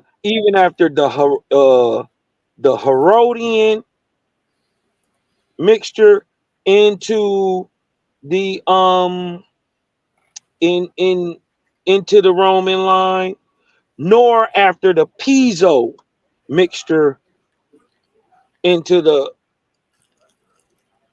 mix. So we got the Flavian, Piso, Herodian, Alexandrian, all in one mix. Mm-hmm. But at the top, don't matter what pope, don't matter what emperor, you gonna find a Flavian. Mm-hmm. Flavor Flavian. Flav. That's crazy, yo. That's crazy. There's a lot of info out there, man, that I don't see how they even deny it. What I've been finding is they don't even know it. Nah, man, because it's like the Bible don't allow you to know it because it don't tell you to go these places. The Owaspi is why we go in these places. You know what I'm saying? Investigating these things. Like if it wasn't for the Owaspi, nigga, we probably, as far as dealing on a theological level with biblical concepts or books, niggas would be over here trying to defend Paul's word. Facts, looking crazy. Crazy following the Herodian. He was persecuting niggas. Forget he was persecuting niggas, man. Paul was persecuting niggas before he had to change your heart on the way to Damascus when Luamon came to the nigga. So are we okay with just now admitting that whatever the term Jew means, right? That we're not talking about a bloodline and we're more talking about the general name that you call a people in a certain area, right? So Jew would be short for Judean, irregardless to whatever blood type you from, but you were just in this area, right? Right. Mally. Peace to the righteous God. Peace to the righteous God. What's the word? Man, hey, y'all brothers got me back in my bag, baby. Yes, sir. Yes, sir. Man, there's so much information being revealed, man. And a lot of it's confirming though. It's confirmation. You feel me? Facts. Man, even dealing with that, I started reading. I tore into the Antiquity Unveiled last night. Damn near got stuck in that deal. Yes, sir. Hey man, so you know I'm going right to the cats I've been talking about. I go to cats I've been talking about. I go right to Josephus and them, Eusebius, all these cats, bro. You dig? And I get over to Herod Agrippa. Oh, I get over to Herod Agrippa II. Right now, the crazy part is all this is from the late 1800s, like 1880s. 1881 was the first communication dude called John Roberts. Right. You know what I mean? Like in May or March of 1881. Crazy. And that was Apollonius of Tyana, right? So I read his story crazy as a mug. But I get down to your boy Herod Agrippa the second, Bernice brother. You know what I mean? Mm-hmm. And man, that nigga say flat out in there, this nigga Paul was not no Israelite. I say, damn. Good night. And like, and now don't forget, this is his spirit revealing it through a medium in the 1800s. Right. You feel me? I ain't know that. I did not know that was in there. I said, but look, trip off that. That's confirmation. I've been saying that for the past couple years. Right. Dude is a Herodian. He ain't no Israelite. And you got Herod Agrippa and Idumean, right? He even say, I'm not a Jew of the Jews. He say it in there about himself. Right. You know what I mean? So he was like, I ain't got no reason to lie on this nigga. He was like, he wasn't who you think he was, and he for sure wasn't no Jew. I was like, damn. Or, you know, in that context, Judean ethnic Israelite, as opposed to his people, the Herodians and all that. You know what I mean? So I found that interesting, bro. I was like, damn, that's crazy. Well, that would have been hell if they would have captured that nigga Paul's spirit and made him come and talk through that meeting. Man. But see, that's what I'm saying. Paul is the apple. That's the whole book is saying That's that the whole point. Apollonius of Tyana Exactly. is the Jesus and the Paul these niggas is talking about, and John the Revelator. Facts. Man. I'm like, and about this, all them niggas that come holler through that medium vouch for the nigga. Right. They say, no, that was dude. Like, what the fuck? And for those who don't know, I'm gonna pull up a picture of Apollonius of Tyana real quick. You know what I mean? Yeah, we're gonna do a power lesson on that too. Hey, and the crazy part is when you read like Constantine's and you read Herod's, you know, reply as into how they feel about being brought there to speak. You dig what I'm talking about? Some of these dudes, they got, they got a long way to go, man. They've been dead thousands of years, boys, and these boys' nose still stuck up in the air. Bruh, when Eusebius, I read Eusebius' point in there, man, he was like, nigga, I'm here under contest. Nigga, I'm rebelling. I don't even want to be here. Yeah, that's wow. They made that nigga tell the truth. Oh man. You know when they talk about the Owaski, when the officers got it, they capture the officers go out and capture the false gods and the emissaries. It's like that. Yeah. Like, get your ass over here. Speak this shit, nigga. And then it's like a surprise at the end of the book, right? Because it's saying everybody is alluding to that there is some behind the scene power. You dig what I'm talking about? That's going on. That's kind of like compelling them to do this, right? In the end of the book, we find out it's Zarathustra. I mean, it's Zoroaster, right? But he coming like in the vein of Zarathustra. You dig what I'm saying? Mm-hmm. But it's Zoroaster. It's the nigga from the 500s, time Babylon time, 500s, 550, 450 BC. You know, it's that guy. You know what I mean? But he coming like Zarathustra. Hey, you know what I thought was crazy, man. Even the cat who first started writing about Apollonius of Tyana, dude, his name, he was a Flavian, Flavius Philostratus or whatever his name was. Bro, I'm like, these cats is everywhere. Right here. Right here. I got it right here. Yeah, his name is Philostratus. Yup, Flavian. They go right there. Lucius Flavius. Look at this nigga. Nigga, that's Lucius Flavius, nigga. Lucius Flavius looking ass nigga. Dang. That's crazy, yo. Yeah, there you go right there. Works attributed to Philostratus. Historians agree that Philostratus authored at least 5 works. Life of Apollonius of Tyana. There it is. Right there. And they go Apollonius of Tyana right there. There you go. That shit nuts, bro. Hey, get the link. Get the link real quick, man. Hey, look, he from Greece. Yeah, he from Greece. Yeah, He's a Greek philosopher. Life yeah, of he from Turkey. Yeah. A text in 8 books ran in ancient Greece. Hold on, let me put up.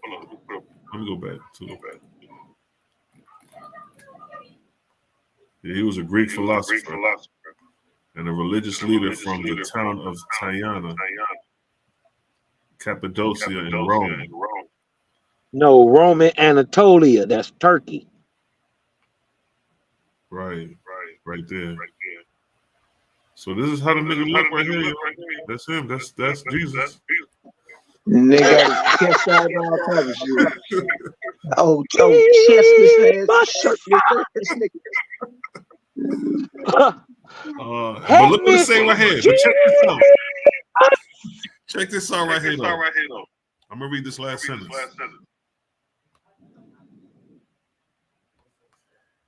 He was tried for allegedly having used magic as a means of conspiring against the emperor. After his conviction and subsequently death penalty, his followers believe he underwent a heavenly ascension. Most of modern scholars in antiquity agree that Apollonius existed historically. But look, they said this nigga underwent a heavenly ascension.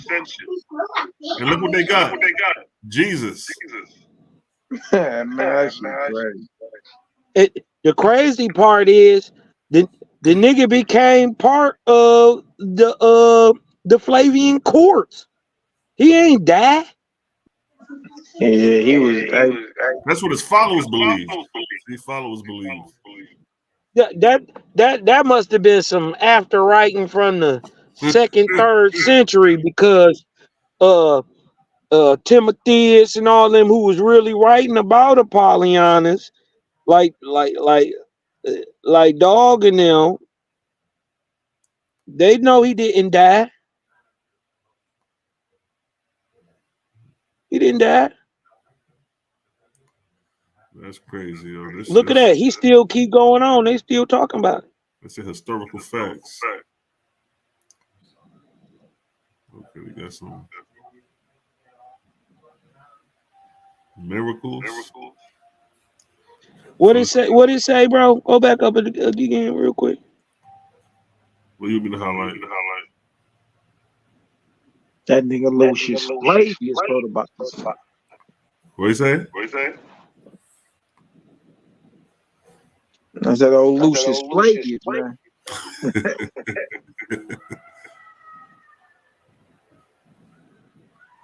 Says this. Hey, man look. After Apollo. Now look. Go to the where it say, as James Francis put it. Right. Yeah. Right. Now look. If you blow it, I can blow it up just a little bit.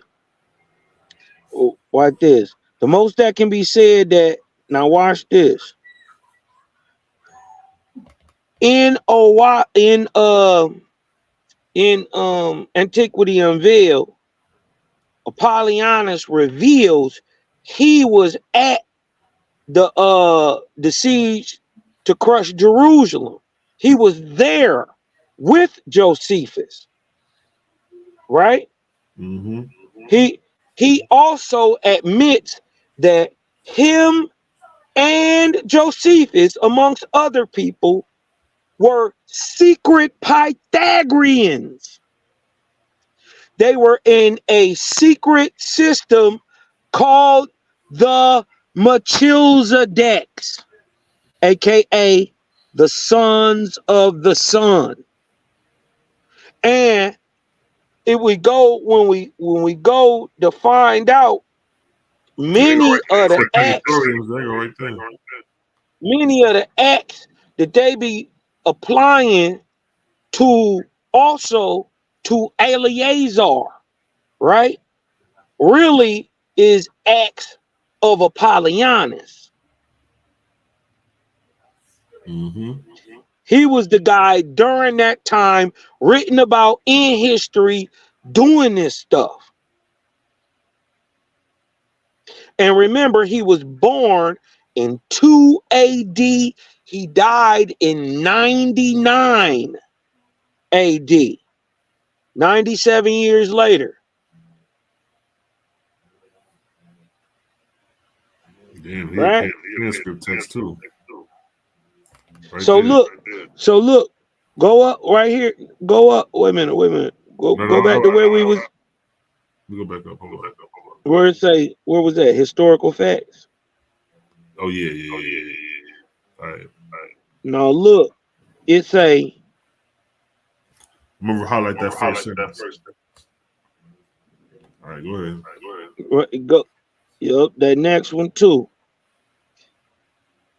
As James Francis put it, the most that can be said is that Apollonius appears to have been a wandering ascetic philosopher, wonder worker of a type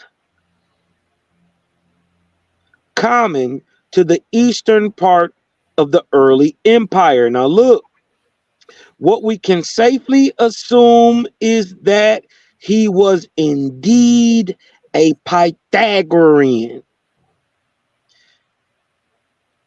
Apollonius admits, That says that next sentence, right? What you just said. right, that he was indeed a Pythagorean, and as such, in what I can't see it.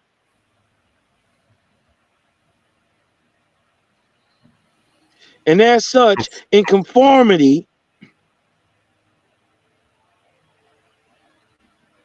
with the Pythagorean. With the Pythagorean tradition, opposed animal sacrifice and lived on a frugal, strictly vegetarian diet. Exactly like he say he do.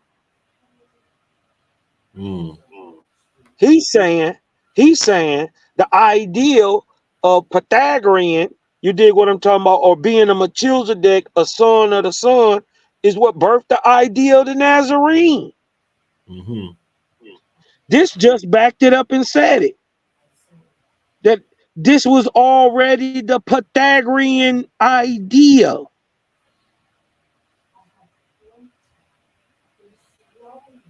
Yeah, that's 6th century BC. Because that would be roughly around the That'll be roughly around the time. That'll be roughly right around the time Heraclitus is bringing out the whole idea of logos and Trinity doctrine in Greek.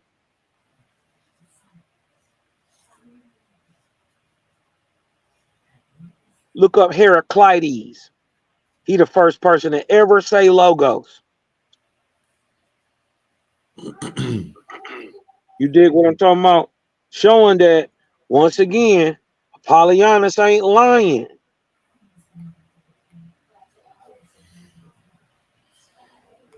How would he know that the secret mystery system of the Pythagorean is called a Melchizedek? Y'all think this is some type of spooky nigga who ain't got no mama or no daddy. This nigga's when they've been twisting the story a lie up since the time of Heraclitus. 600 BC. Look at this. It's crazy. Yeah, boy, this whole shit is nuts, yo. There was a lot going on there.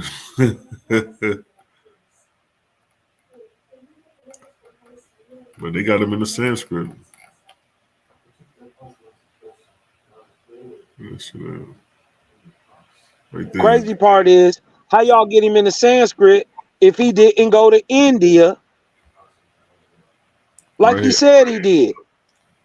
How y'all get him in the Sanskrit? Wait a minute. And then it's not just Sanskrit from just continental India. No. Where the stories of Apollonius come from is Sumatra. That's across the water on them big old islands on the other side of India. So he had to cross through India to get to where he went and to where the stories about him are written. Yeah, read that How right does there. he know that? How does this spirit know that? How does this spirit know that if it's fake? Yeah, that's crazy. You read that right there, King. He say, what seemed to be independent evidence showing that Apollonius was known in India has now been proven a forgery in two Sanskrit texts quoted by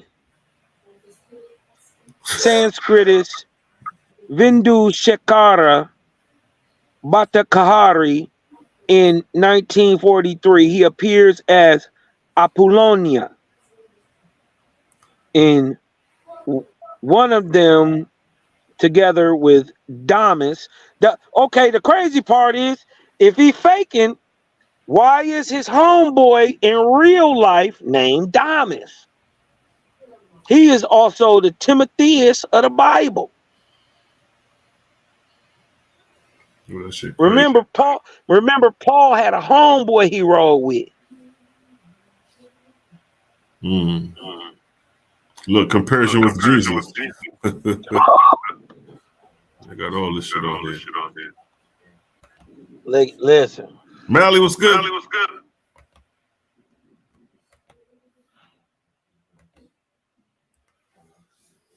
Yeah, boy. Man. Yeah, I got an echo. That's Cosmo on phone doing My that. bad. Let me get out of here. No, that was Ema. She was just acting like, yo, see like you got the echo. Yeah, bro. Oh nah, you know what I mean? We just chopping it up, man. You know what I mean? You know how we do, son. But yeah, family, we're gonna be putting together a powerful presentation. You know what I mean? We working on it, putting a piece together. We're gonna do like, you know what I mean, spend like 600-year history going in on the origin of this doctrine, you know what I'm saying? For the most part, the influences and all that. Yeah, family. Them Flavians were everywhere. That's right, Imam. The Flavians were everywhere. Yes, they were.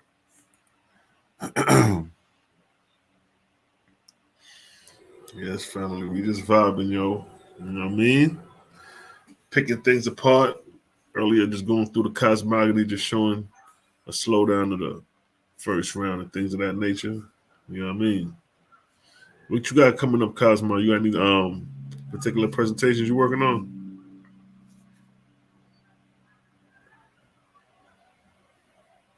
Got them disappear. They done disappeared on me. Yeah, yo. It's a blood clot vibes. Well, you know what? Let me add on to this right here. Let me add on. Boom. We was talking about that serpent, solar system moving as a serpent. You know what I'm saying? We was touching on that. You see the wiggle of the serpent moving like a wave. Waves are measured in arcs. Arcs are measured in waves. Why does Owaspi reference the solar system? The great serpent is because of its motion. 12 stunning pictures of the sun clicked over 12 months at the same place, same time, goes viral. Bang, as we shared before. Boom, that's an arc. That's showing the motion of the sun like a serpent coiling, coursing through the firmament. 24 months, I added some more. Show you how it worked. Look at the serpent coil. See that? That's the motion of the sun in the firmament. From east to west, west to east, east, west, east, west. There you see the example again, mechanic waves, light waves. Yeah, I mean, one universal system, one universal order, you dig?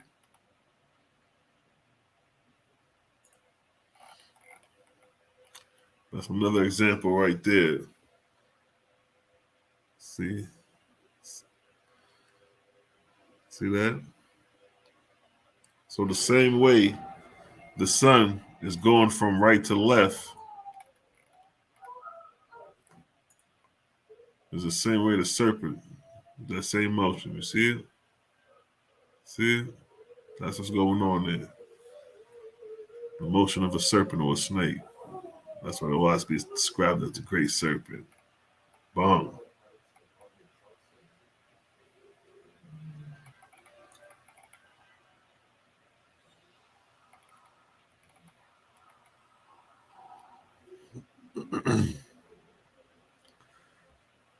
Process of creating worlds, the 4 ages of celestial bodies, 4 ages of all celestial bodies. Time of creation, 144,000 years. Time of inhabitation, 144,000 years. Time of barrenness, 144,000 years. Time of dissipation and rest, 144,000 years, equaling 576,000 years, one magnitude. The inhabitable age is 144,000 years. Yeah, just 144 from the creation of mortals to the extinction of mortals is 144,000 years. Another example of the 4 ages. Spring, summer, fall, winter. In nature, synonymous with this up here. As above, so below. So below, as above.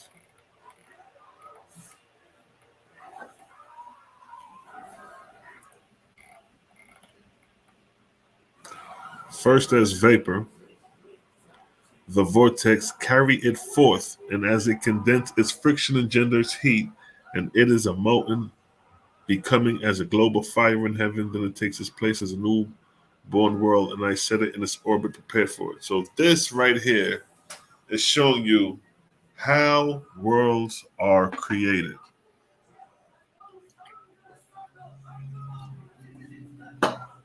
First as a vortex,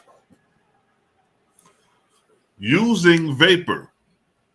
The vapor is the elements the vortex is using to carry it forth to produce a molten globe of fire in heaven, which is considered the sun.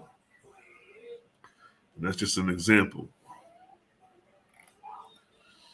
In the next stage, in the next age, I bring it in the sea moon, for it is right for the bringing forth of living creatures, and I bestow the vegetable and animal kingdom. And this is the time period that we are in right now. We're in the time where we're living on an inhabitable earth, supportable for animal and humans. Then,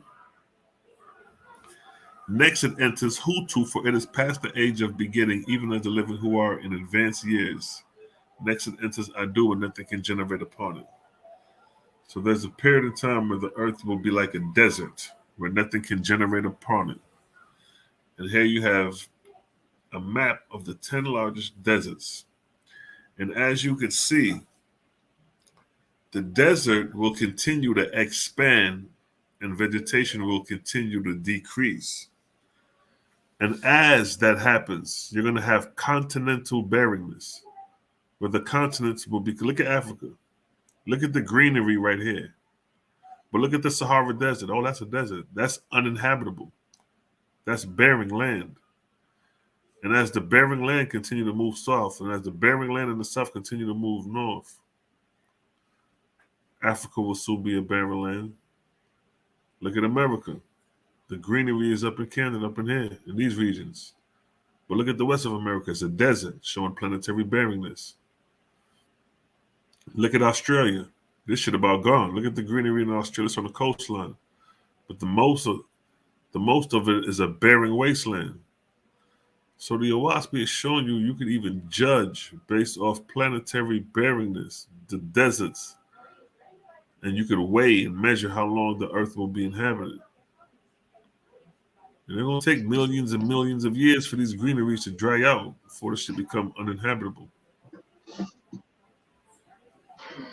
The next age, then cometh ooze, and it is spirited away into the unseen realm. Thus I create and dissipate sun, moons, and planets. Planets, suns, moons, and stars. So these are the 4 ages that all celestial bodies go through. Here's an example. Makes sense. Makes all the sense in the world. There you go. Melly in the building. Peace to the righteous God. Talk to Yeah, us, bro. I had to step away for a little taste. But that show even a little Ben Levy wasn't being even genuine then. Like as soon as you came out with some science that toppled his, he came out and said the science in the wasp is unfounded. It's not backed by. Like, bro, how you just throwing claims out there and you ain't proving none of it? Exactly. You ain't proving nothing, man. You ain't trying to dismantle none of it. You ain't trying to do none of it. You just throwing it out there, man. A lot of people today was hitting me up though, bro, out the blue, out of nowhere. Yeah, I see that message you sent me, yo. About your debate. I sent you a couple cats from earlier today. Yeah, I see that, and that's respect because at least they being honest about it. You know what I'm saying? Yeah, a couple bros was like, man, look, let me tell you something. I'm highly disappointed in Zion Lex. I was like, straight up, I'm like, yeah. And let me tell you why. See, so niggas ain't just talking, they giving a straight up reason. Like, nigga, this is why I'm saying, like, I lost all respect for him. It's because when Selah did this, and then the one bro damn near, I don't know if he was about ready to choke up and tear up a little taste or what, but he was like, and man, Zion didn't even go to the Torah, man. And he was like, shit, this Selah was just dumping. Like back, he was like back to back to back. Right, He like, damn, this nigga ain't even going to Torah. He was like, man, everybody that hit me up was like, man, I'm disappointed, bro. Like that shit crazy. Yeah, and that's the thing. He trying to waste time and rebuttal what I'm saying or go into the OS, but like, nah, they come out that Torah and pull out them verses. Right, exactly. Like you say, I was in his book more than he was. He was, bro. He ain't even go. He went to the Torah 3 times. 3 or 4 times, and most of it was Exodus. And it wasn't even to show a benefit. He was trying so hard to sound intellectual and maintain his, his intellectual diatribe that he was looking goofy, man, especially when we slowed it down, boy. We slowed it down. See, like, man, come on. Come on. You made that shit work. That's what niggas need to watch instead of the debate, the slowdown. Let the slowdown be the debate, goddammit. That motherfucker, that couple. Is a slowdown on the Creative Gang channel? Yeah, it's on the Creative Gang channel. Bet. Yeah, that's on the Creative Gang channel the very next day. Bang. You feel me? And that, but look, just naturally as people, especially when there's a whole bunch of information that has to get rushed past us like a speedball. Right. You know what I mean? Then naturally you ain't gonna retain all that. Right. You know what I mean? You probably only gonna retain a minute portion of that. Exactly. Most of it gets past you. That's why we spin the block and come on back through. Exactly. Slow down and let's investigate. Let's see what's going on. Well, what did he hit pause? What did he say? Exactly. And I believe this is what's going on, bro. That all these debates and hot seats and interviews and all that is revealing. It's a revelation behind it, and it's revealing that your scholars and your spiritual gurus ain't who they fess up to be. Right. Everybody out here pump faking, bro. Right. You know what I mean, bro? I mean, I caught 2 reputable, quote unquote, mortarim. You know what I mean? Or moray, singular, mortarim, plural. You know what I mean? That tried to speedball shit right past y'all. You did? But when we slow it down and pull up the source, we find out people are purposely lying for the sake of sounding right, bro. That shit ain't solid, man. That's crazy. So what is being revealed is your scholars and your spiritual gurus, your literalists, and those who claim they gurus when it comes to the spirit are all pump faking. Facts. Waspy reveal it all. I'm talking about expose it all. Expose the false deities everywhere, y'all. From Judaism down to Mormonism, down to the false deities in the Masonic Lodge. Every damn way. Your Orishas, your nigga, what you want to talk about? We find you a deity you've been talking to. Exactly. You know what I mean? Man, yeah, bro. magnificent words. Because a lot of people be like, "Oh, that's another Mormon book." I'm like, "Nah, bro, they exposed Mormonism here. If you read it, you would have known that." Yeah, dude. Right, that would have proving more and more ignorance, bro. And what happened with Lil Ben Levy was he was up Shit's Creek without a paddle. Now I know what that means. Like all that shit started hitting me like, damn, that shit makes sense now. That nigga's up Boo Boo Lake without a paddle, nigga. He was stuck in some shit. You got to deal with that. You know what I mean? They hit me up today, like, bro, why he ain't answered that judge's 20? Yeah. When Selah brought out about that, this nigga came back with self-defense. I was like, really? So who doing the self-defense? Goddamn, Jacob or Benjamin, the house of Israel? Nigga, like, what is he saying? Yeah, shit was ridiculous, bro. I couldn't believe it. It was monolithic, you know. It was monolithic. That's all the nigga kept saying. I'm like, oh, come on, bro. But people that know him was like, yeah, dude, he cut and he didn't go. If the topic of the debate is which one is better, your whole premise is to show which one is better. Yeah. You naturally got to go compare and contrast, but you ain't doing that in no 3 rounds and an opening introduction, bro. And you only go to the Torah 3 times, bro. This how little he went to the Torah. I remember his verses by memory. You know, I know. Selah called me on, nigga. I did. So he went to Exodus 2, verses 11 through 12. This nigga went to Exodus 15 and 3. And he butchered that. Oh my God. Like, Yahweh is a warrior. Oh, like warriors ain't men, you nitwit. Right. Like, what the fuck is wrong with this nigga, man? I couldn't even believe he tried that. Yeah, I'm like, nigga, a warrior. I'm like, nigga, ain't the warrior a man, nigga? I'm like, yeah, bro, them niggas is crazy, man. The nigga went to Exodus 22 and 2, man. Like he was in Exodus, and it was him trying to rebuttal, but he was up Shit's Creek without a paddle, bro. It was too much for him, and everybody's saying this. Mm. And Zion Lex is the top dog when you're dealing with Israel or Israelites. He they top scholar. And say what you want about him, that's the fact. Like ain't nobody else like dealing with him when it come down to the oral tradition, when it come down to the language, when it come down to any of that. You know what I mean? So all right, well, nigga, he just got his ass handed to him. You feel me? And that's why everybody quiet. Yeah. Everybody, bro, look, true about this, bro. The silence is deafening. Right. That says it all. That says it all. Niggas tipping through the tulips right now. Leave the creative gang alone. Leave them niggas alone. Leave them niggas. We just gonna ignore them niggas. Man, that's what's happening right now. You ain't peep. It's quiet on the set. Yeah. It's so quiet. It's deafening. It's like, where you niggas at? Right. Oh, so we just gonna forget all these niggas duck too? We gonna forget all this. We gonna forget these niggas pulling out shit, lying, running up, committing suicide with their. So we gonna forget the elephant in the room and just move on. Right. Hell, we gonna forget Sarnetta had them damn eyebrows waxed. Either that or a filter. Okay, Mally. I'm just saying it was all goofy shit. It's been all goofy shit going on, spiritually speaking. Yeah, when it comes to us, bro, niggas been getting worried. I'm just saying. Tazariak, see the run when Tazariak ran, that's what raised the high horse. That's when the silences started to start off like, damn, why?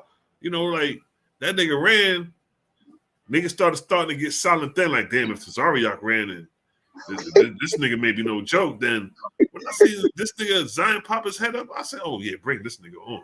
Oh my God, bro. He don't even know, boy, we called you down. Right. Yeah, he ain't even know, Selah. Right. We called that boy that. We called him down 2 years ago. Say, wait till we bump into Zion Lex, boy. Facts. We been spoke you that we been prophesied your coming and your falling. See what I'm saying? We are amongst each other. We already called you down, boy. You don't even know it. So we You dropped. dig? And just like you want to talk about some manifestation. You want to talk about some real live manifesting power, bro. Credit Gang called you down damn near 2 years ago. Right. The Lewis was at work. We been called you down. Boy, wait till we hit you with this. You know what I mean? Yeah. And boy, did you manifest. You materialize and everything. Yeah, we killed 2 birds with 1 stone. Yeah. Killed Absolutely. 2 birds with 1 stone.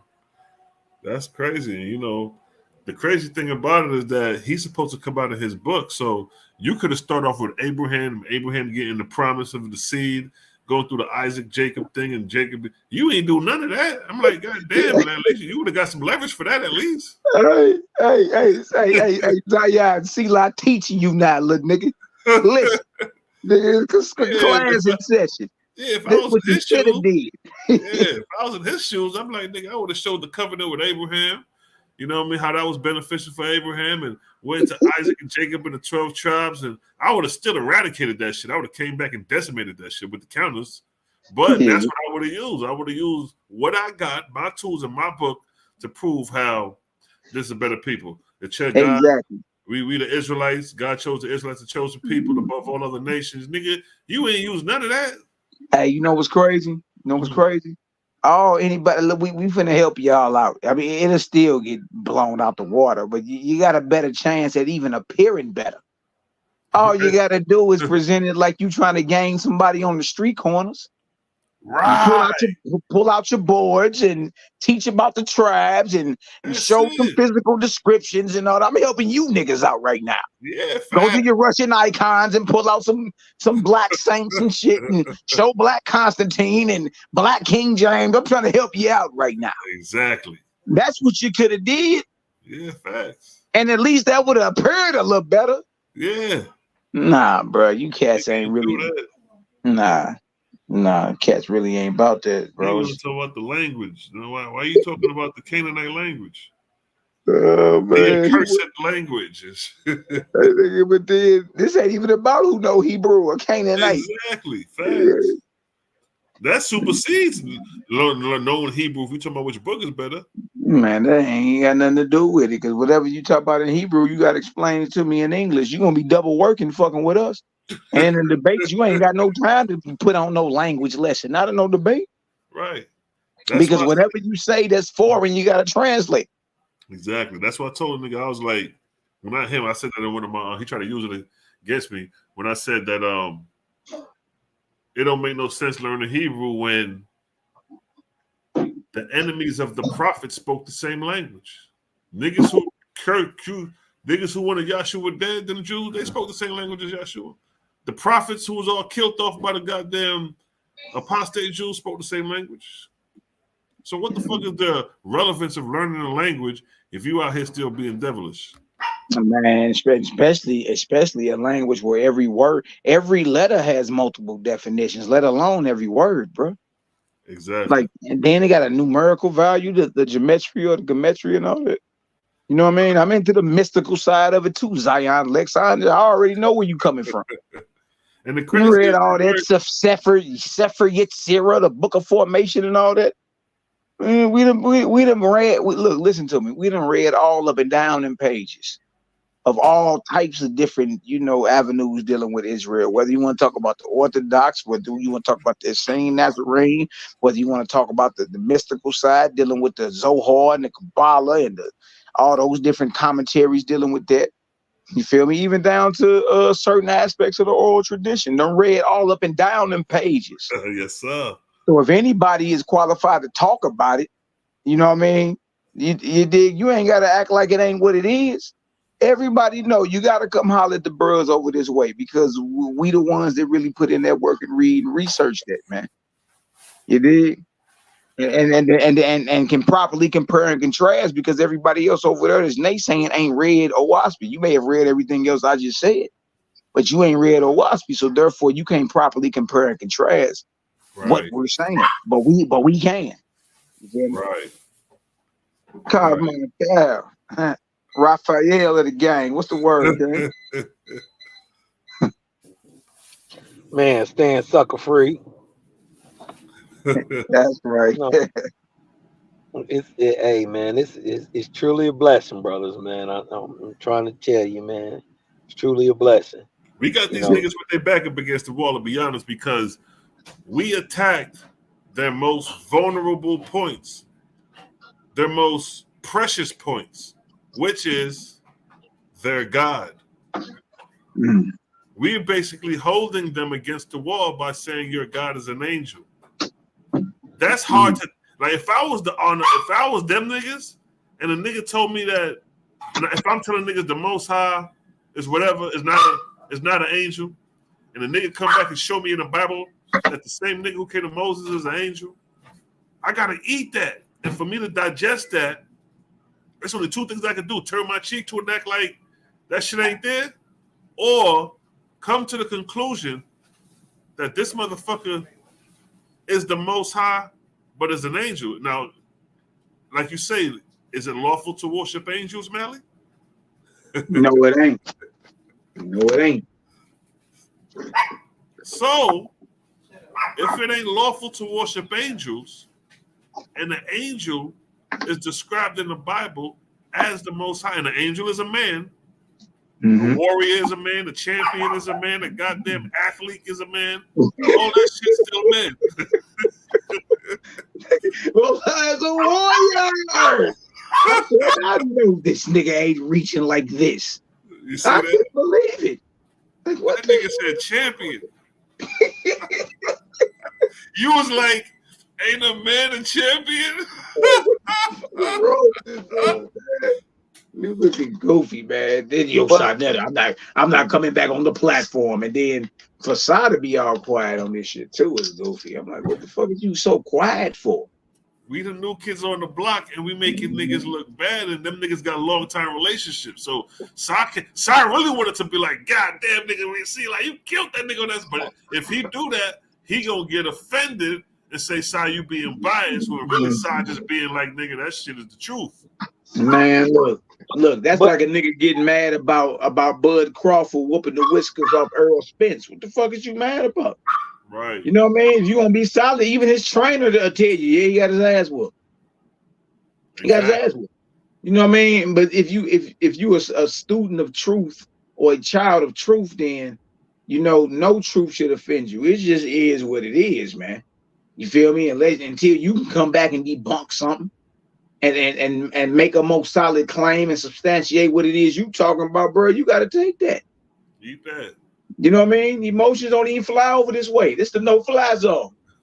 But my thing is though, No fly zone. We're gonna have to use that, bro. my thing is the disingenuous nature of his response to the information. The nigga tried to sit here and say, because he thought we didn't understand Hebrew, right? He tried to literally pass off that Ish doesn't mean man. It's just disingenuous. Yeah, man. It's for telling lies like that, telling a lie like rest and cease are first of all not synonyms, and trying to imply that they are different things. You dig what I'm talking about? It's just being disingenuous for lying and trying to say that your Bible say. Here's the catch to that. If we establish first that God is an angel, because he tried to be slick and say cease, meaning that God ceased from his work, meaning cease from creation. But if we hold them to the fact that their God is an angel, now we have a deity. So now the deity is saying he rested from his works. So whether if he rested or ceased, the nigga sat down still. Say he sit what on I'm saying is, because God sit on the throne. So the nigga stood up from the throne, started creating for 6 days. He got tired and ceased and sat back on his throne. So Fact. whether it's rest or cease, you still subjected to the fact, nigga, this is a man. And he stopped. He rested. He got tired. Right. You dig what I'm talking about? You can't get around that. And then, for the fact, it'd be easier for him if they just admit that he was an angel. Because the God out of his own mouth says he is a man. A Lord of war. Walking through the garden of the day. Come on. He came down on Mount Sinai to meet Moses. And God himself wrote with his finger the laws. And then don't forget, he dropped it like it was hot for Moses on Mount Sinai. He showed him his hind paws. He wrestled with Jacob. Jacob, no, he didn't wrestle. Jacob put hands and feet on God. And as a matter of fact, that's what I've been doing to y'all, God, since we got into these debates. I've been putting hands and feet on your God. You dig what I'm talking about? When y'all gonna stop Cosmon? And let me tell you something. We need to keep it on the topic of the gods. We don't need to shift from that. They can't get past it. That's the whole point.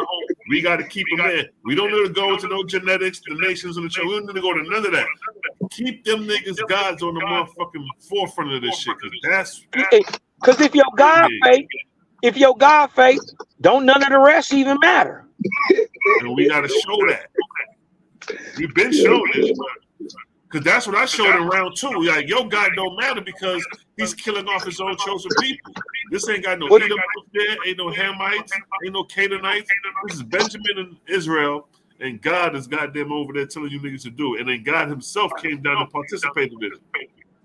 Well, I'm just saying like this. I've been whooping that God worse than Jacob did. Who gonna stop me? Every time I get a chance, I thump your God in the back of his head. You dig what I'm talking about? Just for the simple fact of how he did my people. I ain't even gonna sit here in front. I got a grudge. Yeah, this is you dig what I'm talking about? So I'm all about exposing the lies, especially of old boy Louis. You dig what I'm talking about? You affected me and my family personally.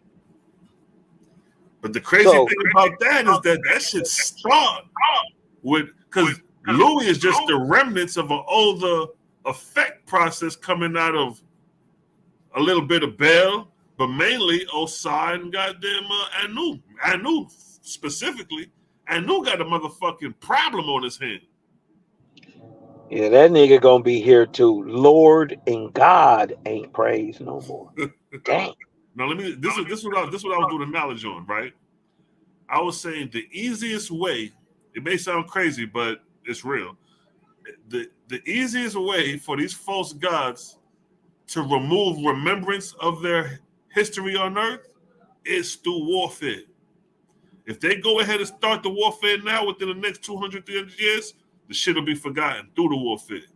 Just like when you look at the Battle of the Wars in the Owaski, how China and India was warring. I'm talking about these niggas was decimating each other to the point where you couldn't even know that there was a previous civilization in those lands due to how they decimated down. But with that now comes the forgotten remembrance of those deities for the coming generations. So if Lou Monk and motherfucking Jabril and these niggas want to goddamn ascend quick, them niggas better enforce this motherfucker. They better off dealing with that shit in the heavens and clean up the earth. Well, the only thing that I would say that would probably be quicker, you dig what I'm talking about, and get them on their way faster, would probably be a cataclysm. Yeah, Ajah.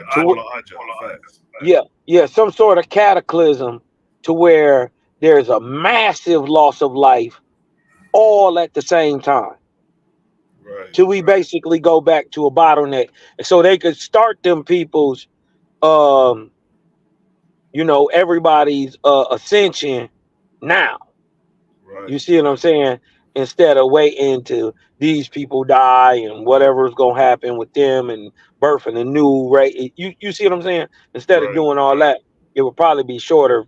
They could just cause a 'Cause calamity if- and wipe this mug out. But then they still, man, you know how, I can't imagine what they going through, man. Yeah, man, it's a lot. Because not only I got to clean up their heavenly realm, they got to clean up the earth realm, and they're responsible for those who left. Because you remember when the false gods went to go do the redemptive works, after several hundred years, niggas, captains, and armies started breaking away from them, establishing their own kingdom. So now they got to deal with that now. Yep. They got to deal with niggas breaking away from the kingdom, along with dealing with the redemptive works and the remnants of trail that they left behind on the earth plane. That's crazy. Like you say, that's what I'm saying. The greatest way for them to make changes is either Ajah comes, some meteorites start knocking shit out where, like you said, we damn near go back to the Stone Ages and reset the clock for the next 3,000 years, or them niggas gonna be here for the whole of Cosmon damn near. Oh yeah. Oh wait a minute, they're gonna see way more than Cosmon. Especially Louis. You dig what I'm talking about? It's gonna be.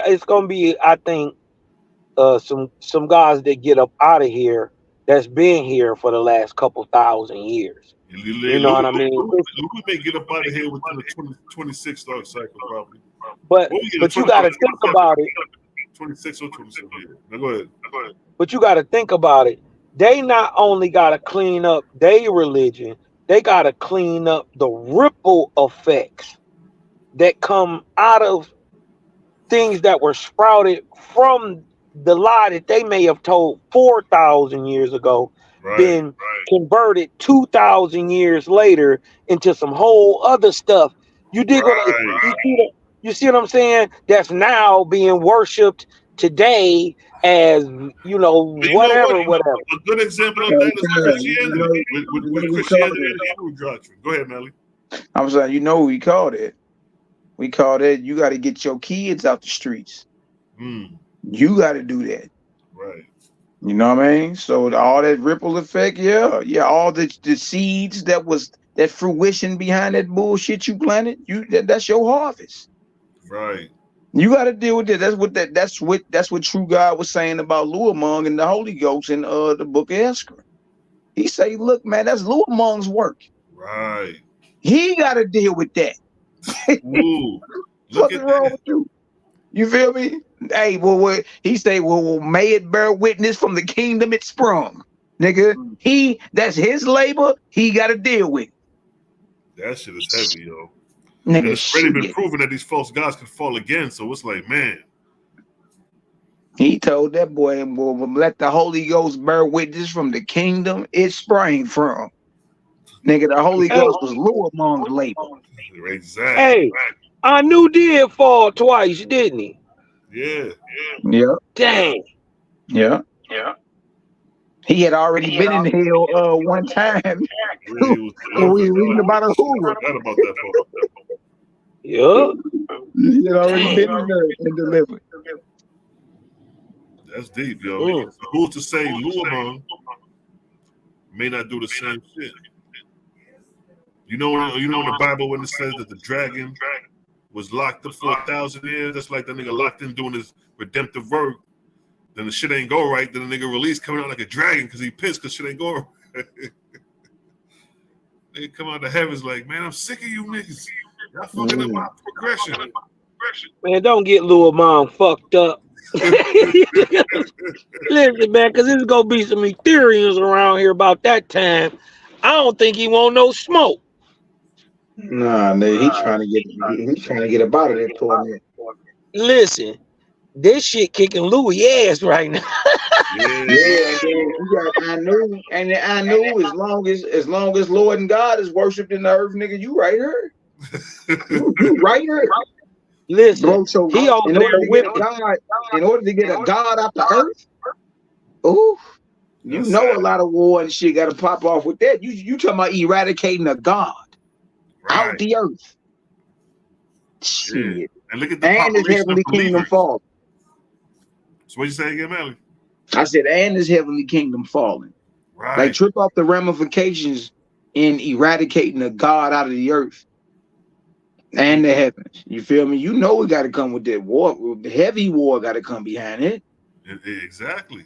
Heavy diseases and plagues and all that got to blow back behind it. You talking about eradicating a god, removing a god out the earth. And Shit, they ain't going without a fight. Right. Well, then who fell in 2020? You said what, Cam? I said, well then the answer, well, the question is, well, who the fuck fell in 2020? If that's blowback from a fallen heaven, and we know Jaya was here, so the atmospheric lower heavens would have been pressed onto the earth. Who fell? We see that the false gods of the First World War were overthrown. They got usurped by the gods of the Second World War. Right. All professing Christ, all professing Buddha, all professing Brahma, all professing Allah. Into the beast, you know? Right? This is your whole beast cycle. You know what I mean? Especially in the first 120 years of the cosmogony era. Now we heading up to a time of light. And then I was saying, before Jehovah's kingdom can come, ooze must fall. I was like, damn. And what ooze, like Bella was saying with Louisville, you created this. You're responsible for this on your own account. Now, with these wars going on, man is responsible for their own account. These niggas may get to the point where these niggas may end up start dropping nukes over there in the East.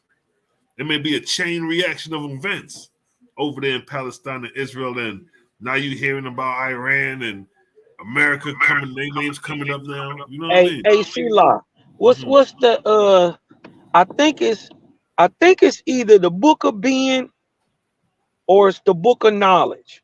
What's the story where it says or where it says Christ was gonna go up against Allah, right? Yeah. And then Allah was gonna pierce him. I know exactly what you're talking about. Let me see if I can find that. That may be is that the book of knowledge or is that S? That's it. I know it's at the end of one of them books. Let me see if I can pull it up real quick. Yeah, China's supposed to get the upper hand over us and shit. Well, it say it's gonna get. Well, what it say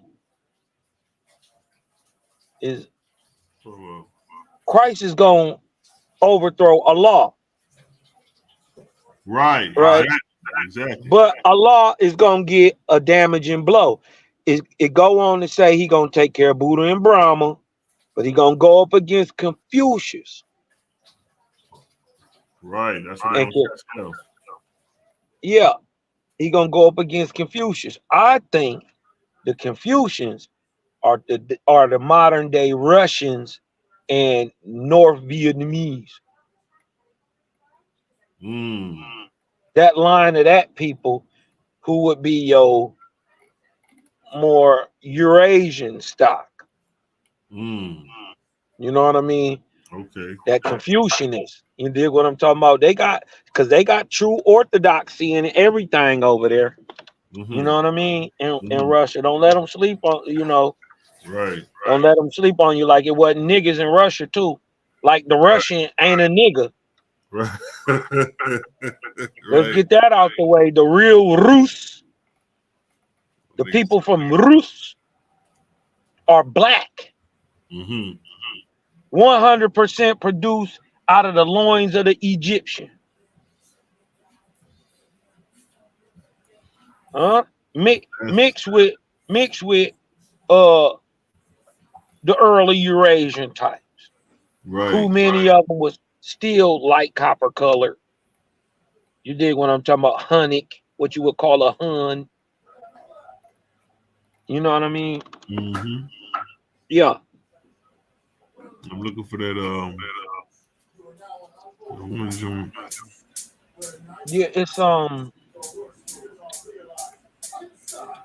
It say, I think it is in the book of knowledge. Let me see. I think it's the book of knowledge. It's it says something about cuts off his head, and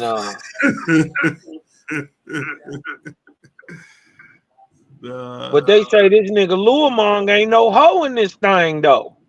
Yeah, that's Like what I'm saying. This nigga putting it he down. master. Oh, there I go. I found it. It's at the ending of the book of knowledge. I knew it was like the last chapter, some shit like that. All right, bam. Yeah. Bring that up, bro. Let the people see that real quick. Yeah. This remind me of a lot of what's going on right now. All right, let me show my screen. I'm gonna go up a verse. You can read. You can start from up a verse. Up one verse. I mean.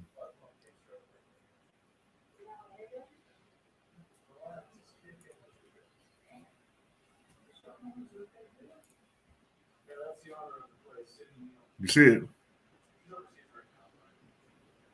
Yeah.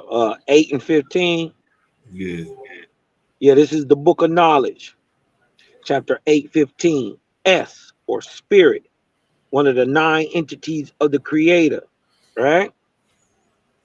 Said, weigh them, O man, they and their peoples under them, and enumerate them according to the tablets, and you shall foretell the times that are set for them. As they were built up by the sword, they shall fall by the sword. As they stand by the strength of their standing armies, even by standing armies, they shall be cut down.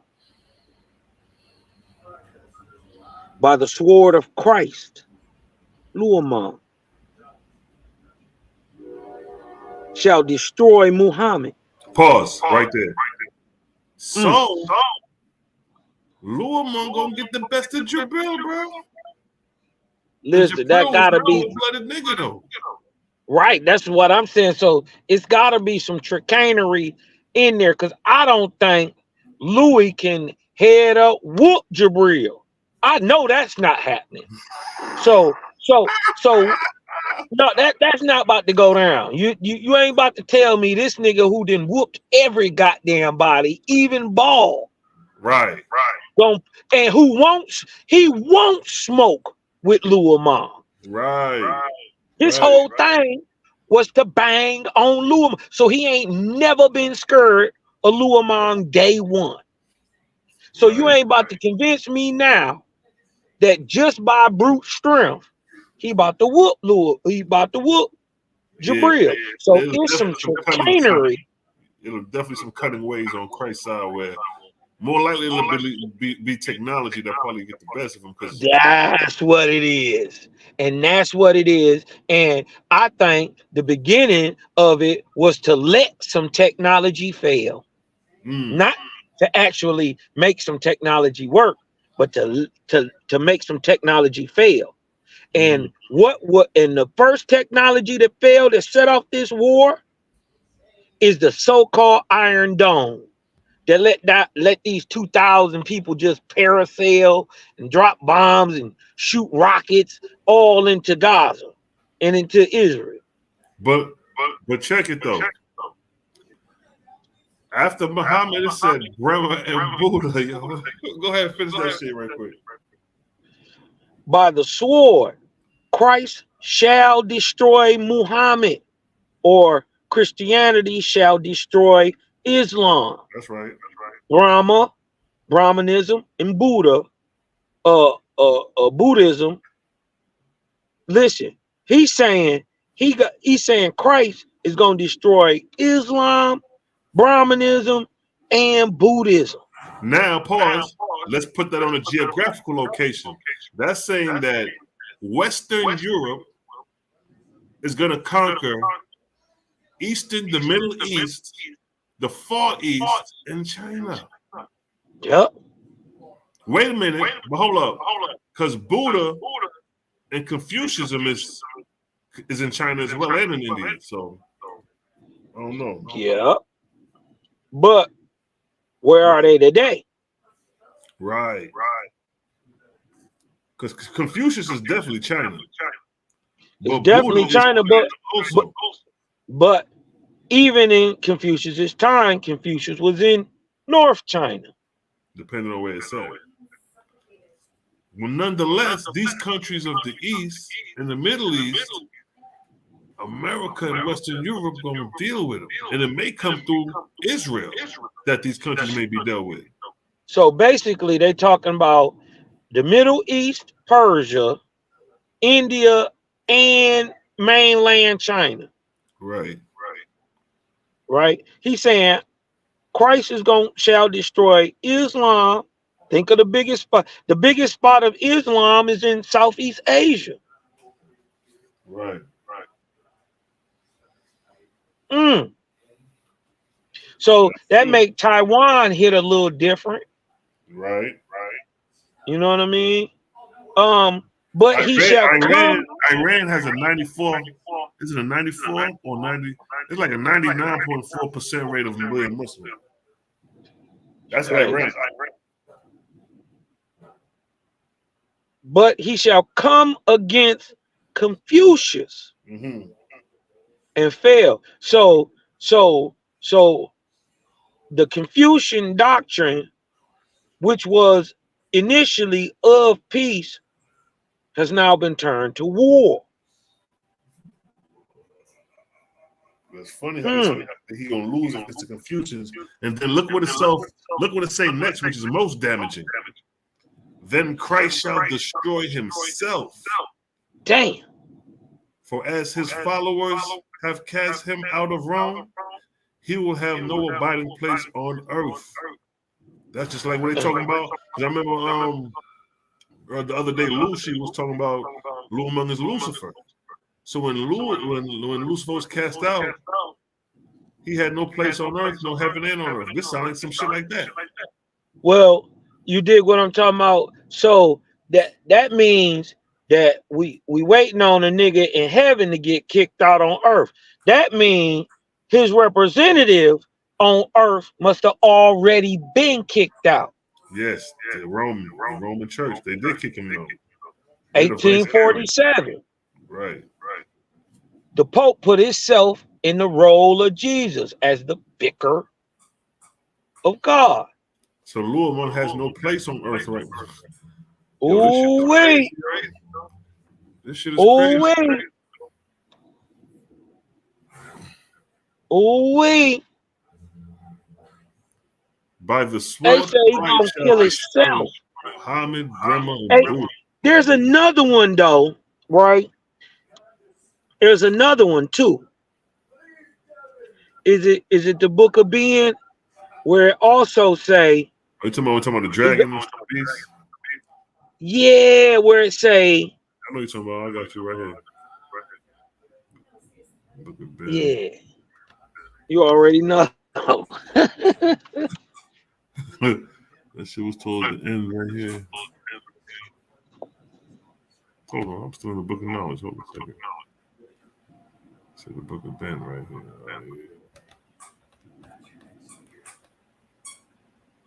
Let me see.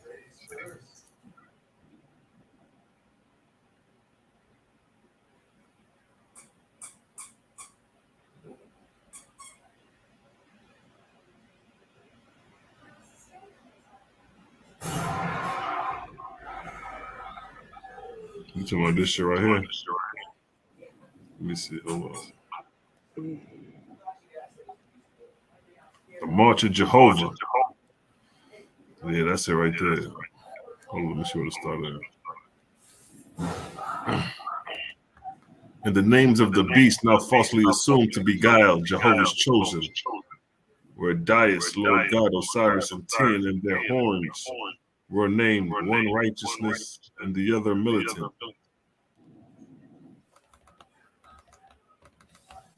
With their four bloody mouths, they called out of the fires of hell, "Down, Jehovah, down! I alone am Savior, O mortals and angels. I will be the favorite God will ruin all. That sounds like some spoiled brat shit right there. Jehovah answered to his faithful sons and daughters, the living and the dead. Bring forth the legions of earth and heaven. Summon up the dead. Let the living rejoice. My kingdom is at hand. My chosen shall be free. The beast rattled his hideous bones, held somewhat his breath to see the great awakening light of the tree of Jehovah. And as the beast looked on, behold, his forehead saw one another and burst forth in a new tirade of horrid curses. Hold on, stop. Real quick. I want y'all to understand what they're talking about. Yeah, go ahead and expound. Okay. They're talking about the beginning of the 24th arc cycle, the Ark of Bond. At that time, the four major gods were Tien, Sudga, Anu, and Osiris, right? Just like in the 24th arc cycle, these are the gods from the 23rd.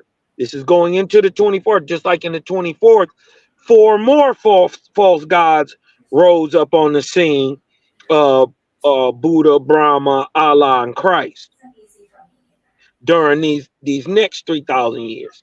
So what had happened in 1848 at the beginning of the Cosmogony era is just what happens to all false gods, and it's just letting you know what happened in the 24th, at the beginning of the 24th, the dawning of that era, right? And you could just plug and play. This is why the book of knowledge lines up at the end with the book of Ben, right? Because you could insert any false god name there. You dig what I'm talking about? And it's going to be the same result. And then we look back in history, all we see is collapse and decay during this time. And then we go into a whole era collapse, as in a Bronze Age collapse. That's right. You dig what I'm saying? So it ain't no, it's just, you just can't say this is coincidence no more. You dig what I'm talking about? Yeah, but go ahead, bro. All right. Now you can just stop me whenever you need to break it down. And as the beast looked on, behold, his forehead saw one another and burst forth in new tirades of horror and curses. Meaning to say, like in this day and age, like the nations are known to each other; they're aware of each other. Now, each to know the other's bold presumption. And Uhasaz, the false Lord God to the east, spoke first. Behold me, I am Hojas. You bloody Tien, God of Hades, your heavenly kingdom shall go down. Know that I, the Lord God, am God of all. It was I who drove the great spirit from earth and heaven and made the name Lord God worshipable in the broad of the universe. This nigga boasting about the shit. Right? Crazy. You want to say something on that verse? No, go ahead, bro. It's self-evident. All right. The false Tien mocking said, and you will bury it in the depths of hell, you of woman born. Upward rose the head of the beast, the false Lord God, and with his heavenly army and sworn swept off false Tien's head. And as the beast surged about, Dias the false sprang forward, shouting, "Stop, you false Lord God. Never shall your name be honored on Japheth's soil or in her heavens. Behold me, I am Dias." Now, Japheth is China and Asia, for those who don't know. As Taroth, greedy goddess, Inanna, greedy goddess, now urged her consort. Go ahead, Cosmo. I wasn't even gonna say nothing, man. I wasn't even gonna say nothing because they gonna think I'm trying to pick on something. See, go ahead, keep reading, bro. Astaroth, greedy goddess, now urged her consort Baal, her god Baal, to rush in for the heavenly spoils. And the two of them, in the terrible tumult, drew away 10 billion angel slaves. And Uhasad said to Darius, "You miscreant God, who dares steal my name?" Darius. "And now confront me with your hellish taunts. Down, down." These niggas wildin'. At that, their bloody swords clashed, and Darius thrust his adversaries through, even as the false Lord God's sword clipped off Darius' treacherous head. Meanwhile, Osiris, the dragon head, surged up from the punctured body of the beast, shouting, "Behold me, I am all, I, Osiris, savior of men, Lord God of heaven and earth. Darius, Darius all, by my sword I am sworn." I see what's going on here? They're talking about the heads of religion rising and falling. Mm-hmm. This is the revelations of the Owaspin, as far as how it reads. Astaroth, cunning goddess, flew immediately down to the earth to the mortal king of Egypt, Pharaoh, and through the oracle proclaimed, "There is a war in heaven. Osiris, swiftest of gods, has won the victory and stands master over all the heavens' broad kingdom. To earth he shall come no peace. Proclaim yourself the savior, vicegerent on earth, and the king of the world." Then Pharaoh, distracted by the flood of blood. You gotta say something? Yeah. Now we on Osiris. Yeah. Pharaoh literally means vicegerent. Mm-hmm. The very first Pharaoh comes in the new kingdom with Amos the first. Mm-hmm. He is the very first Egyptian king to take on the title Pharaoh. So this dates when this event happens at the beginning of the new kingdom, 1553, 1550 BC. Right. Matter of fact, we may have to do a breakdown on this chapter break down the parable of these time periods of what they're going through right here. Because you see it started with Anu, now it's going through. Now we up on Osiris with the pharaohs. And this is the time where we find Amun Ra, a mixed new type of god being brought forth. Instead of Amun and Ra being worshipped separately, you see they being amalgamated and put into one. Right. You see what I'm saying?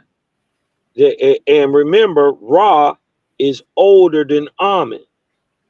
Ra, so his name, so it should be Ra Amun, right? But now it's Amun Ra, and now we know that Ra was Anu Hasaj, aka Deus, right? It makes sense in that now we understand he worked for Osiris. Osiris worked for Anu, or aka Amun worked for Ra. So if you're gonna usurp the title, you're gonna put it at the end. Mm-hmm. Right. And that's what Amun worship comes in brand new with the new Amun Ra, with the new vicegerent or pharaoh, new kingdom.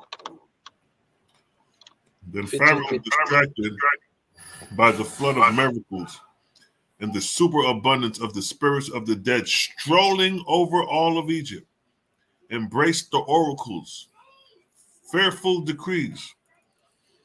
And now, behold, while the beast struggled in the four quarters of the world, Jehovah's chosen, both on earth and in heaven, marched out of bondage, singing glory to the Creator's name.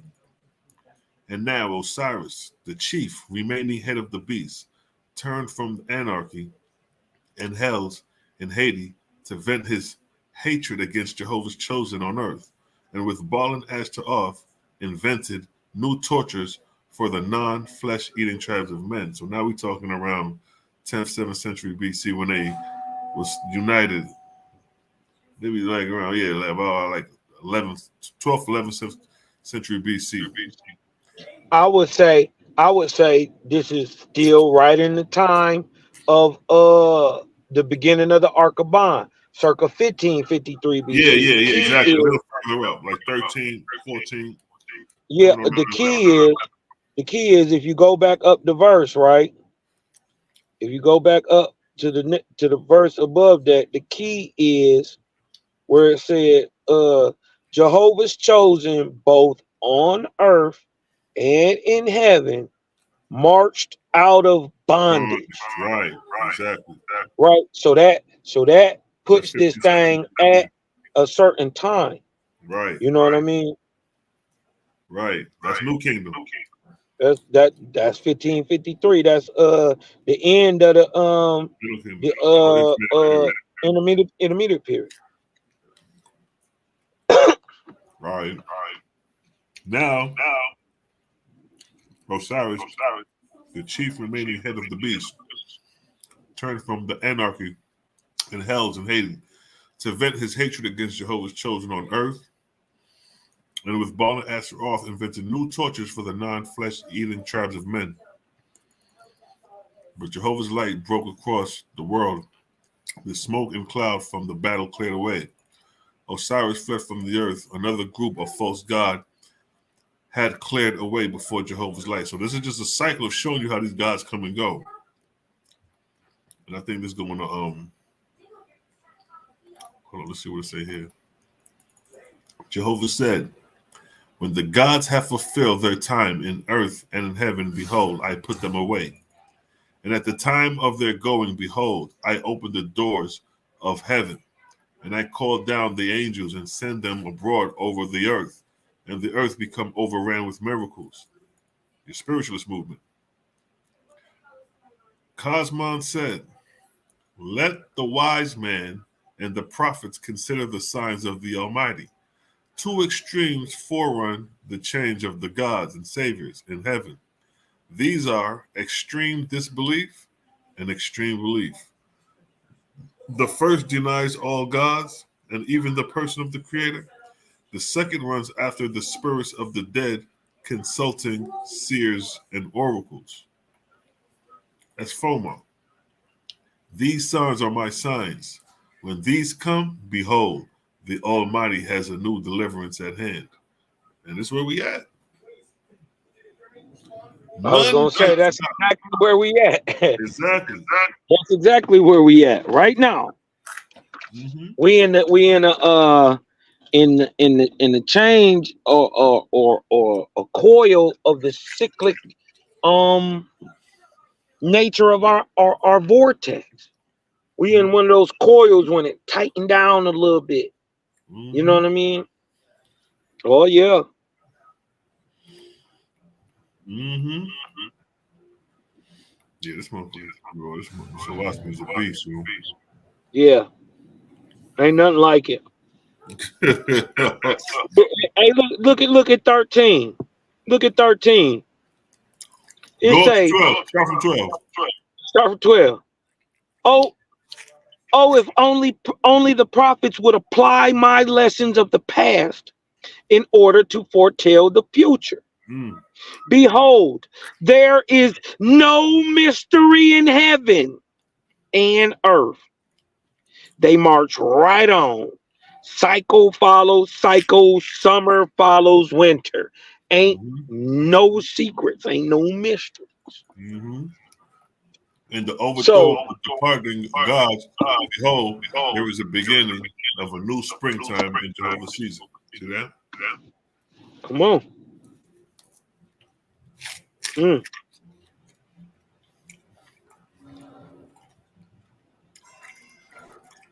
go ahead. I'm busting out his cantaloupe. Man, he say, You can just read a little more if you want to. He says he plants a new tree in his garden. It is a new tree of light for the righteous. His chosen go out away from the flesh pots of the past. And they have neither kings nor emperors, only the Almighty. We the only ones. Into the wilderness they go forth, persecuted and beset on all sides by the followers of the mythical gods. Ain't it true? But we still getting the hell up out of here. Peace to the Creator gang. You dig what I'm talking about? You know, shout out to all our folks in Central America too. You dig what I'm talking about? Mm-hmm. That's right. You already know. You already know. We out of here. Mm-hmm. Into the wilderness. Into the wilderness. But look what it says though. They're mythical gods. Dang. Not even a false god. But it's gonna come a point where these niggas are not even be worshiping a false god. They're gonna be worshiping a mythical god. They're not even in contact. That's why I say today, there is nobody on this earth, religious-wise, that can confirm that their God is communicating with them. If they God ain't communicating with them and they're assuming through prayer, their God is mythical.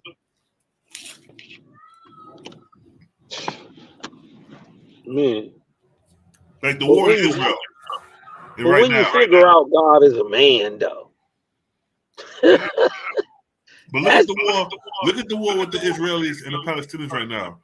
You had Palestinians screaming Allahu Akbar. But God is great. Then you had the Israelis singing their song to their God. But their God ain't confirming to neither side to say yay or nay. They're dealing with the mythical God because they don't have no confirmation to this God that they're praying to.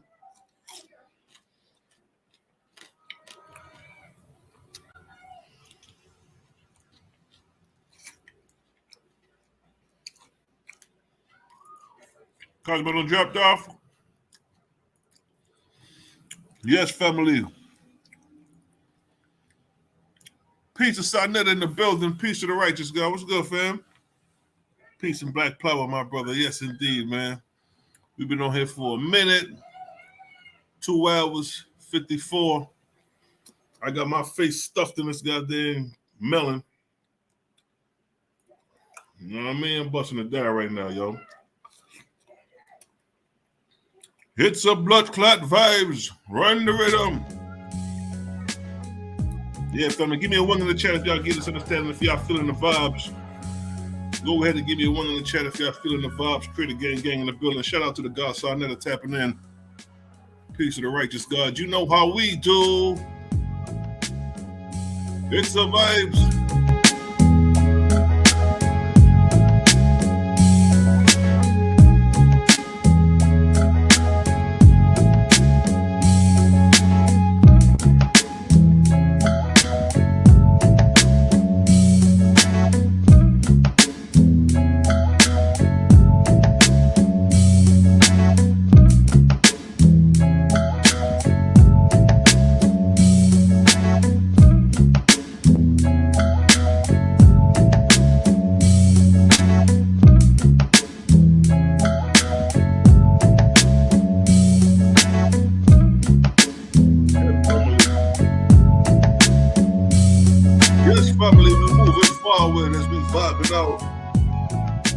You know what I mean? We enjoying the night.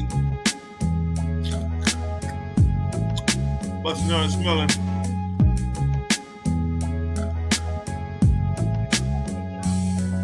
We've been on for what? 1 on 3 hours. You know how we do, fam. Bazell, what's good, Bazell? Peace to Bazell, the aura light. Peace to the righteous God. I see you, fam. Made the name Lord God. Yeah, yo. Just me. Wait a second. Church is being set up to be on watch for fakers. Yeah. We the real threat. The Israelites think they the threat. No, nigga, we the real threat. The Israelites, they a threat to y'all, other Bible believers, because they proclaiming to be the children of Israel in the book. and God chose the children of Israel to be his chosen people. We exposing that the God is false altogether, chosen people or not. Because you can't be the most high creator and you an angel. You a man walking around. You a warrior. You a God of war. You wrestling with Jacob. You on top of Mount Sinai, writing on stone for Moses the law. You walking through the cool of the garden looking for Adam. All these are descriptions of deities who you assume to be as the most high creator. Come on. All of us come from the school of thought of the scriptures. We know what it is.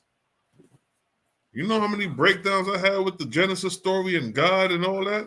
Been through the school of thoughts. But now there's a new bully on the block called the Owaspi. The Owaspi bully in the block. You know what I mean? We dealing with this info. Shout out to the God Cosmon Cal. Shout out to the God Malachi Maccabee for coming on. You know what I mean? Let's see y'all chiming in. Yeah, yo, we was going in. You know what I mean? Putting together a master presentation. We're going to be going in on the Ptolemies to the Constantine, showing you the one lineage. There was this one Macedonian lineage coming through from the Ptolemaic, dominating, you know what I mean, the known societies and civilization at that time. That's going to be interesting. Interesting is the vibes.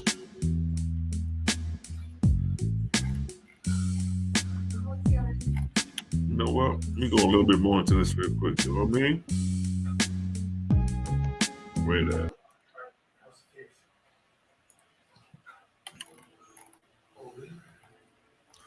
So those are the four examples of the four ages of a planet. You know what I mean? The time of creation. It's like the four seasons: spring, summer, fall, winter. Spring, summer, fall, winter. Just constantly repeating itself. And that's the nature of the four ages. Right here. That's what we do. That's spring, summer, fall, and winter. It's a consistent cycle. We're in this age, the second age, the inhabitable age. That's the age we're in right now, where the earth is habitable for mortals to live on. You know what I mean? Now look, time is measured in arcs.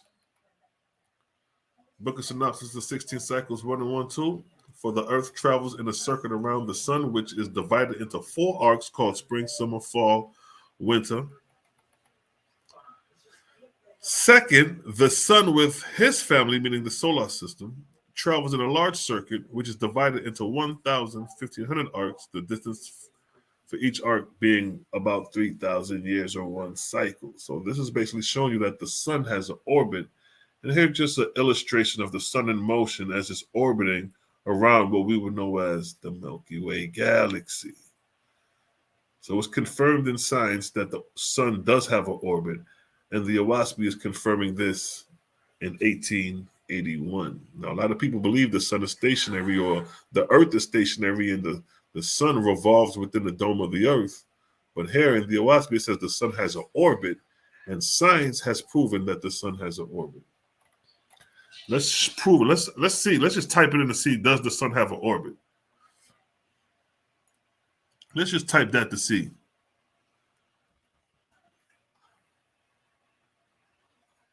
Yeah. Does the sun have an orbit or is it stationary? Look what it's saying.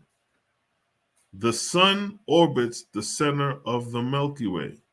So it's basically saying it does. Is the sun stationary or orbit? Not only does the sun rotate, but it also orbits the center of our galaxy. So here we have references showing you that the sun does orbit. So that decimates the flat earth. You know what I mean? Or someone said, oh, that's NASA, that's this. No. They're proving it. Is the sun stationary? Yes or no? The sun is in constant motion. So we're not going to argue with that anymore. The sun is in motion. Everything is in motion in creation. That's what people fail to realize. Everything in creation is in motion. They would wobble.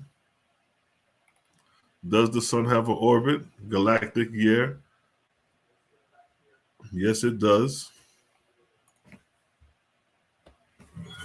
Hold on.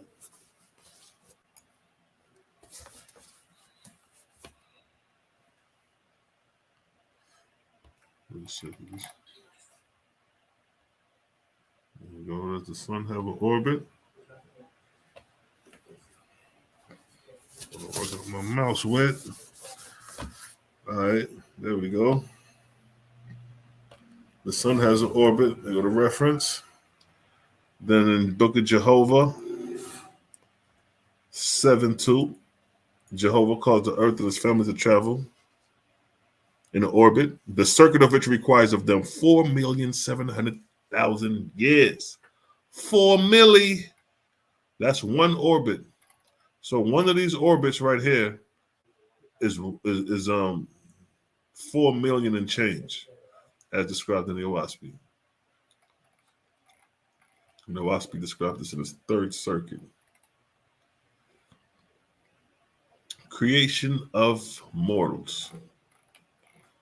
Then we go into that. How did I break this one down over here on the original? Let me see.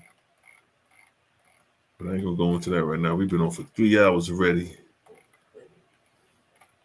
Just wanted to break this. This is what I had to take out in the debate because I had so much. And Jehovah caused the earth and the family of the sun to travel in an orbit, the circuit of which requires of them 4,700,000 years. And this is what I had to take out of the debate. How many orbits has the solar system been through according to the Owaspy? Book of Constantine, son of Jehovah, chapter 229. And the record of the great serpent solar system showed in the firmament of Tiamat in the third circuit of Vorkum in Dana 24. This is the third circuit. One circuit is 4,700,000 years. Two circuits is 9,400,000 years. Now we're in the third circuit. The third circuit. This is the third circuit, the third orbit, and we're in the seventh magnitude or the seventh garden right here. Within the seventh garden, the garden is broken down into 4 ages: the time of creation, time of inhabitation, time of dissipation, time of barrenness, time of dissipation, and then the process starts again in another garden or another magnitude. So when the Owaspy say we're in a seventh magnitude, it means that the earth has went through 7 magnitudes, seven times of the earth being created, inhabited, and destroyed. 6 complete times, and now we're in the 7th. So meaning to say, we are the 7th stock of human beings right now in this current garden. The last time human beings existed was in the last garden. So this is like last year's summer. That's basically to sum it up. This is summer of 2023. This is summer of 2022. Just using that as an example. In the third circuit. So this is the third circuit.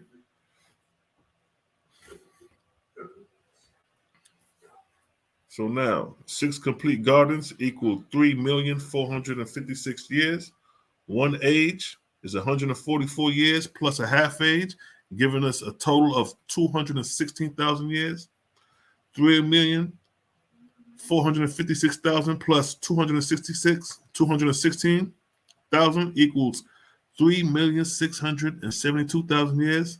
9 million, which is 2 circuits, 400,000 years plus 3,672,000 years equal, bam, the age of humans on Earth, 13,072,000 years.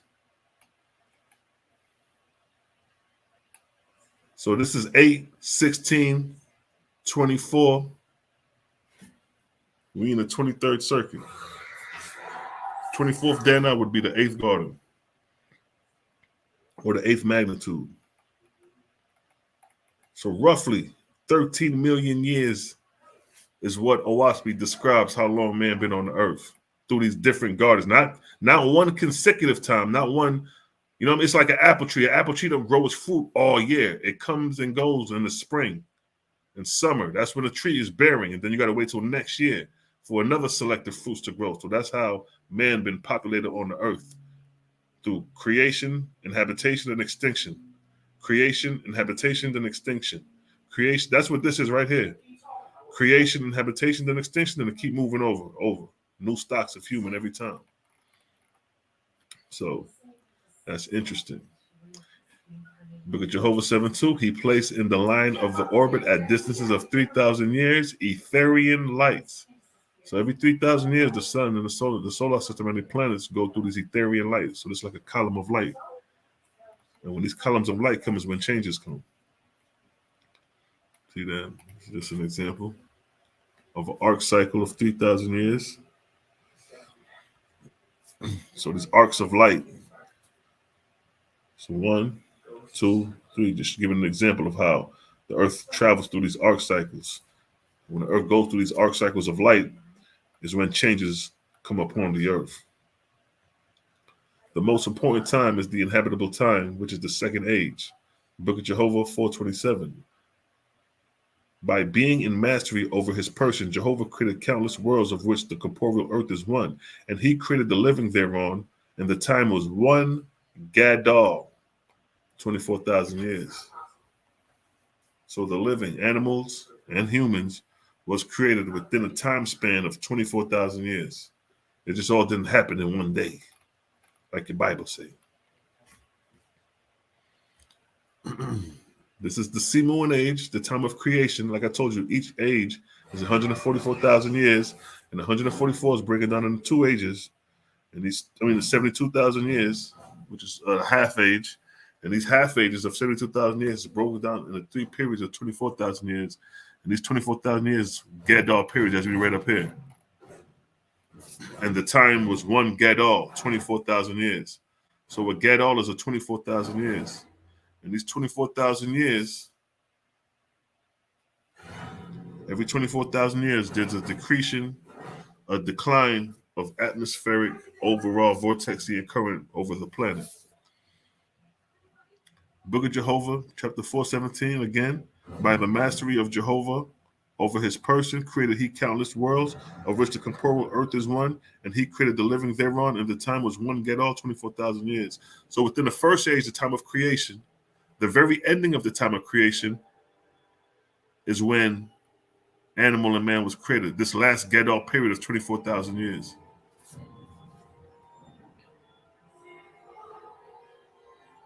So again, you got the first half of 72,000 years, then you got the second half of 72,000 years, giving you a total of 144,000 years being the inhabitable age of men on the planet. Then it goes to, at the time of the creation of man, the earth was traveling in the arc of Wayne. Now, the same way you have the inhabitable age, that's the inhabitable age. This is the first half, the 72,000 year mark, the first part right here. And now we have the arc cycles and the numbering of the arc cycles to keep a track of the history of man on earth.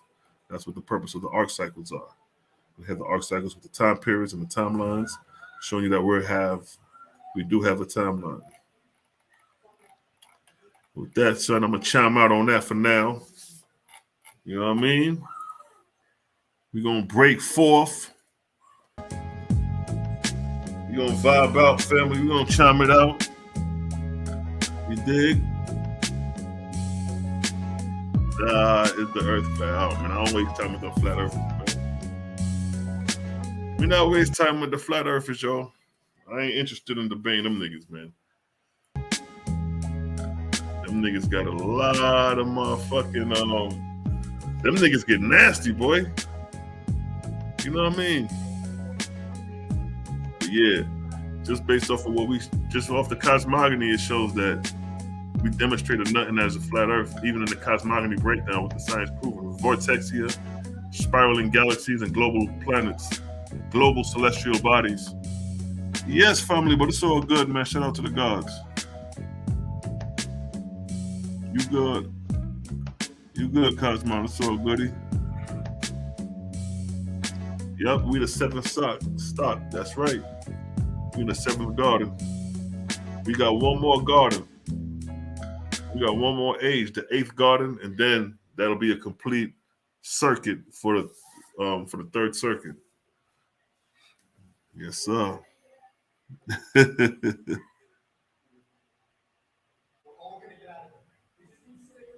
Yes, that's right. But family, we're gonna chime it out. We're gonna sign up out of here. Your boy Selah Shalom with a salute. Peace, everybody coming through. Peace to righteous God. Shout out to Malachi Maccabee, Cosmo and Cal. Y'all go subscribe to their channels. And we out of here, family.